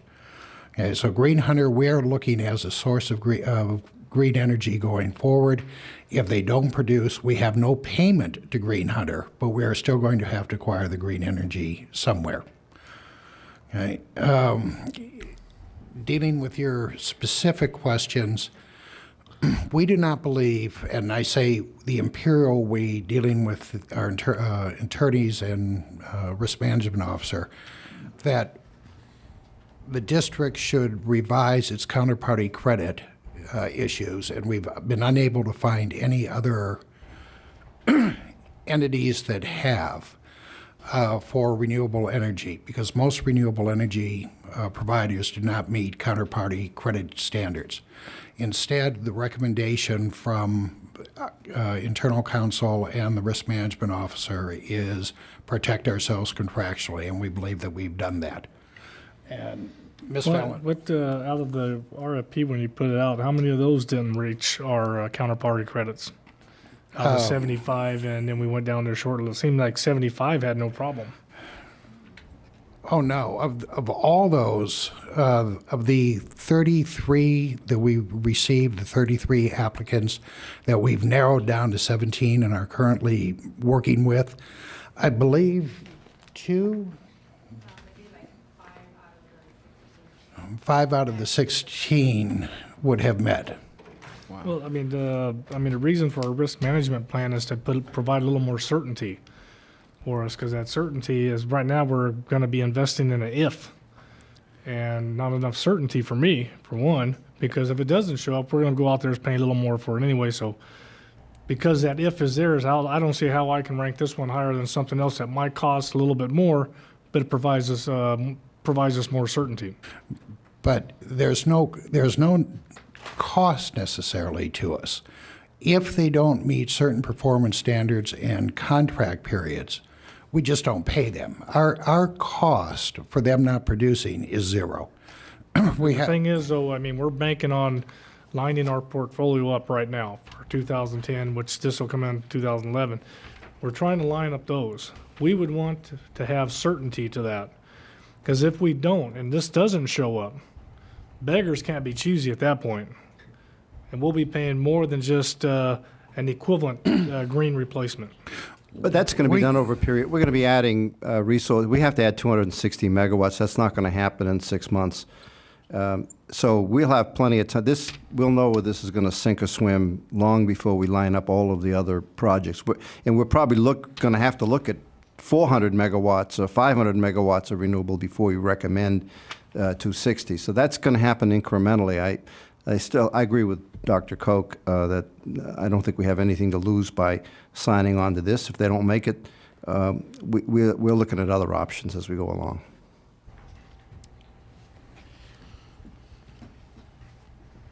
What's the probability that they'll stay solvent? Without this contract, it's zero. With this contract, it's, I think, fairly high. They'll be able to look at the payment stream from this contract and attract the necessary investment to complete their project and be online. Yeah, if the numbers that I was looking at were correct on the ticker tape this morning, it was about 220 and going down. It dropped another 50 cents. So should we run up by a bunch of stock now? I wouldn't do that. I believe there's something called insider trading, so I don't think it's a good idea to buy their stock. But it's actually a thought, I think. I'm being very facetious. I do not own stock in this. I'm being very facetious. I was just concerned because the stock was so low, so I figured their survival rate may be dependent upon IID contracts. Oh, the IID, it is, their survival is dependent upon this, I believe. Ms. Valenzuela has pulled their financial statements out. They are a shaky company. With this contract, they are going to be in very good financial shape going forward. Without this, they're not. Dave, they did offer this to SCAPA, did they not? This was offered to SCAPA. And did anybody else jump on it, or I don't know? We jumped first and preempted. I mean, it's possible that if we dropped out of it, they may reoffer it to SCAP, and some other members like LADWP may line up and grab it. I don't think we can say that they'll depend on this to succeed. They may be able to assign somebody else, but they will need this kind of a contract with another entity, viable entity such as IID, to be able to make a go of it. They have to have that contract. In the event that they don't deliver, and we have to purchase green energy elsewhere, what is, you figure, is a difference in megawatt, dollar-wise? The proposals that we have received that I went over very briefly and in no great detail with Directors Abadi and Mendoza yesterday were in the same $105 range, with the exception of geothermal.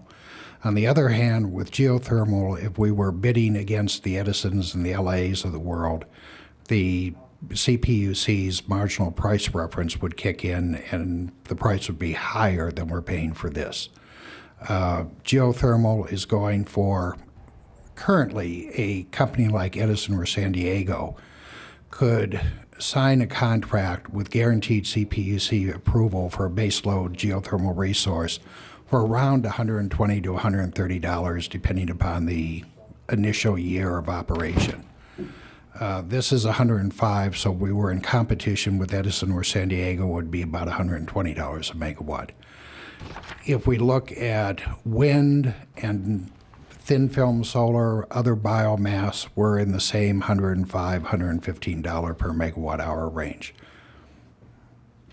So in short, it could range from nothing additional up to $15 to $20 per megawatt hour more.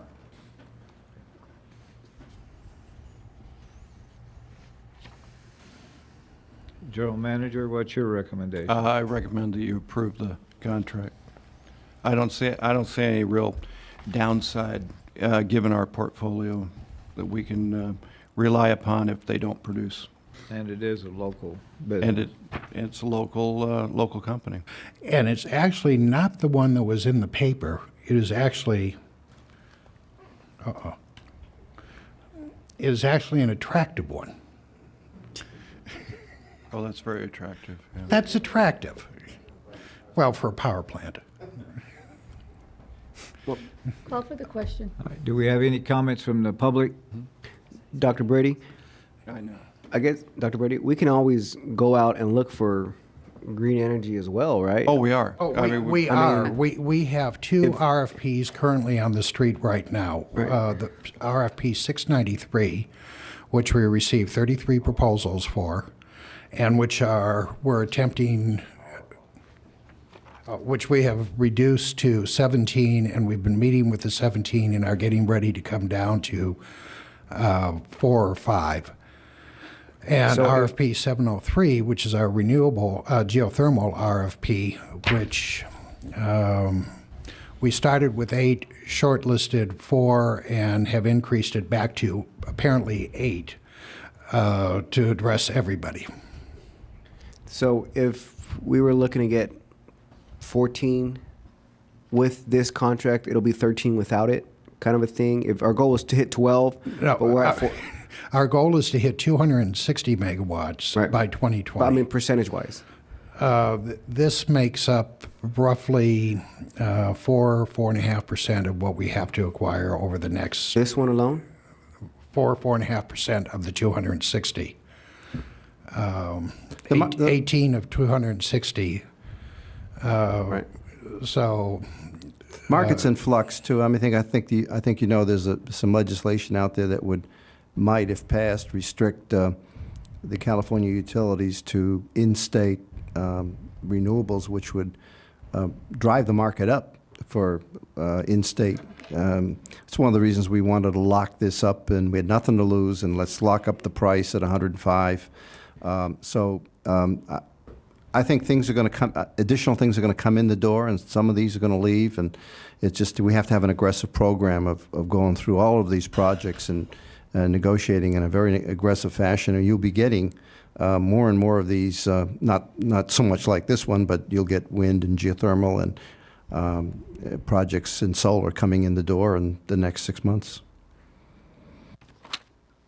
Okay, Mr. Cox?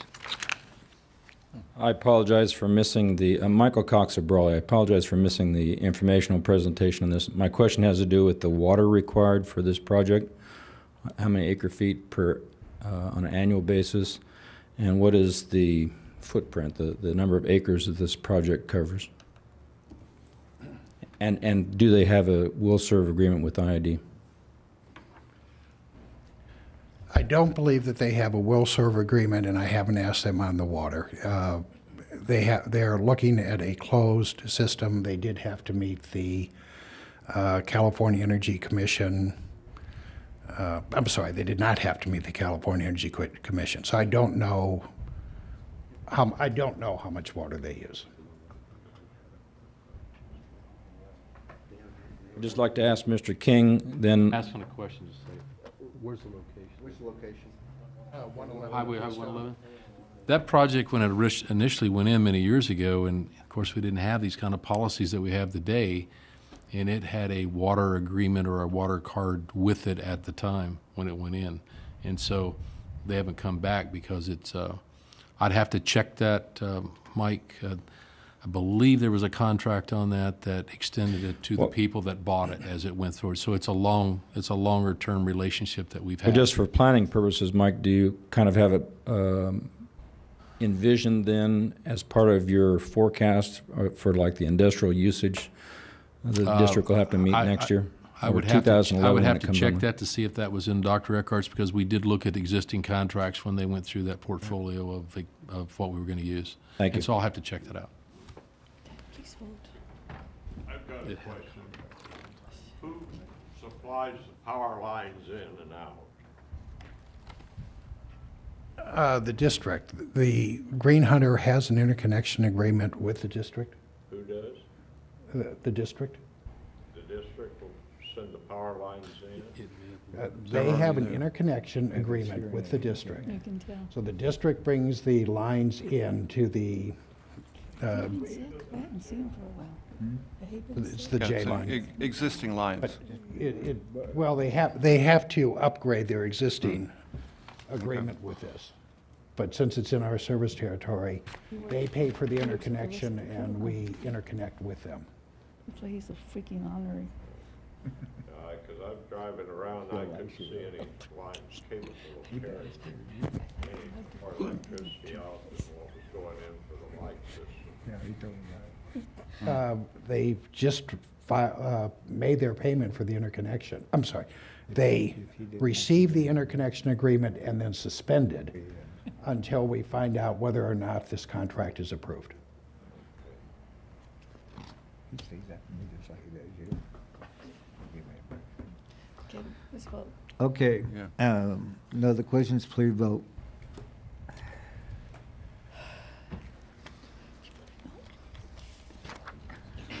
Why did you vote no? Don't you like green energy? We have one more, and hopefully very briefly. Okay, let's go to the last one. Set public hearing dates to receive input on the proposed energy cost adjustment restructure.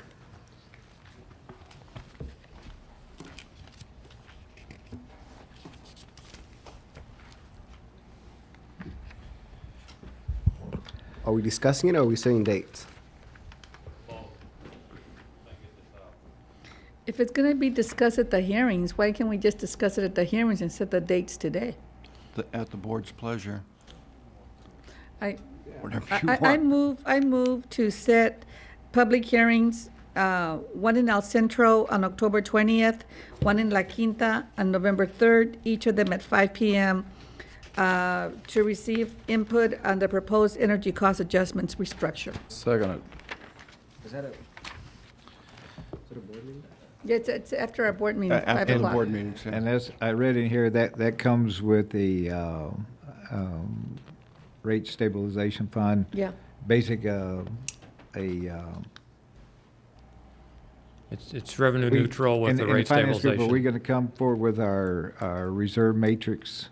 For Yes, both water and power? we are starting to work on that now again because this part has been taken care of. Yep. Or will be Okay. taken care of. Any questions? Call for the question. Where did you get that? Just so we know what we're restructuring, will the original and the existing ECA formula be presented at the same time? Yes, it will. Okay. The whole enchilada, everything. I'm voting yes on this one. Finally, you're gonna vote yes. Okay, let's. I gotta see that No to believe questions it. from the audience. We'll go ahead and vote. Congratulations. You want to make that last motion? Which one's? To adjourn. I move we adjourn. Second.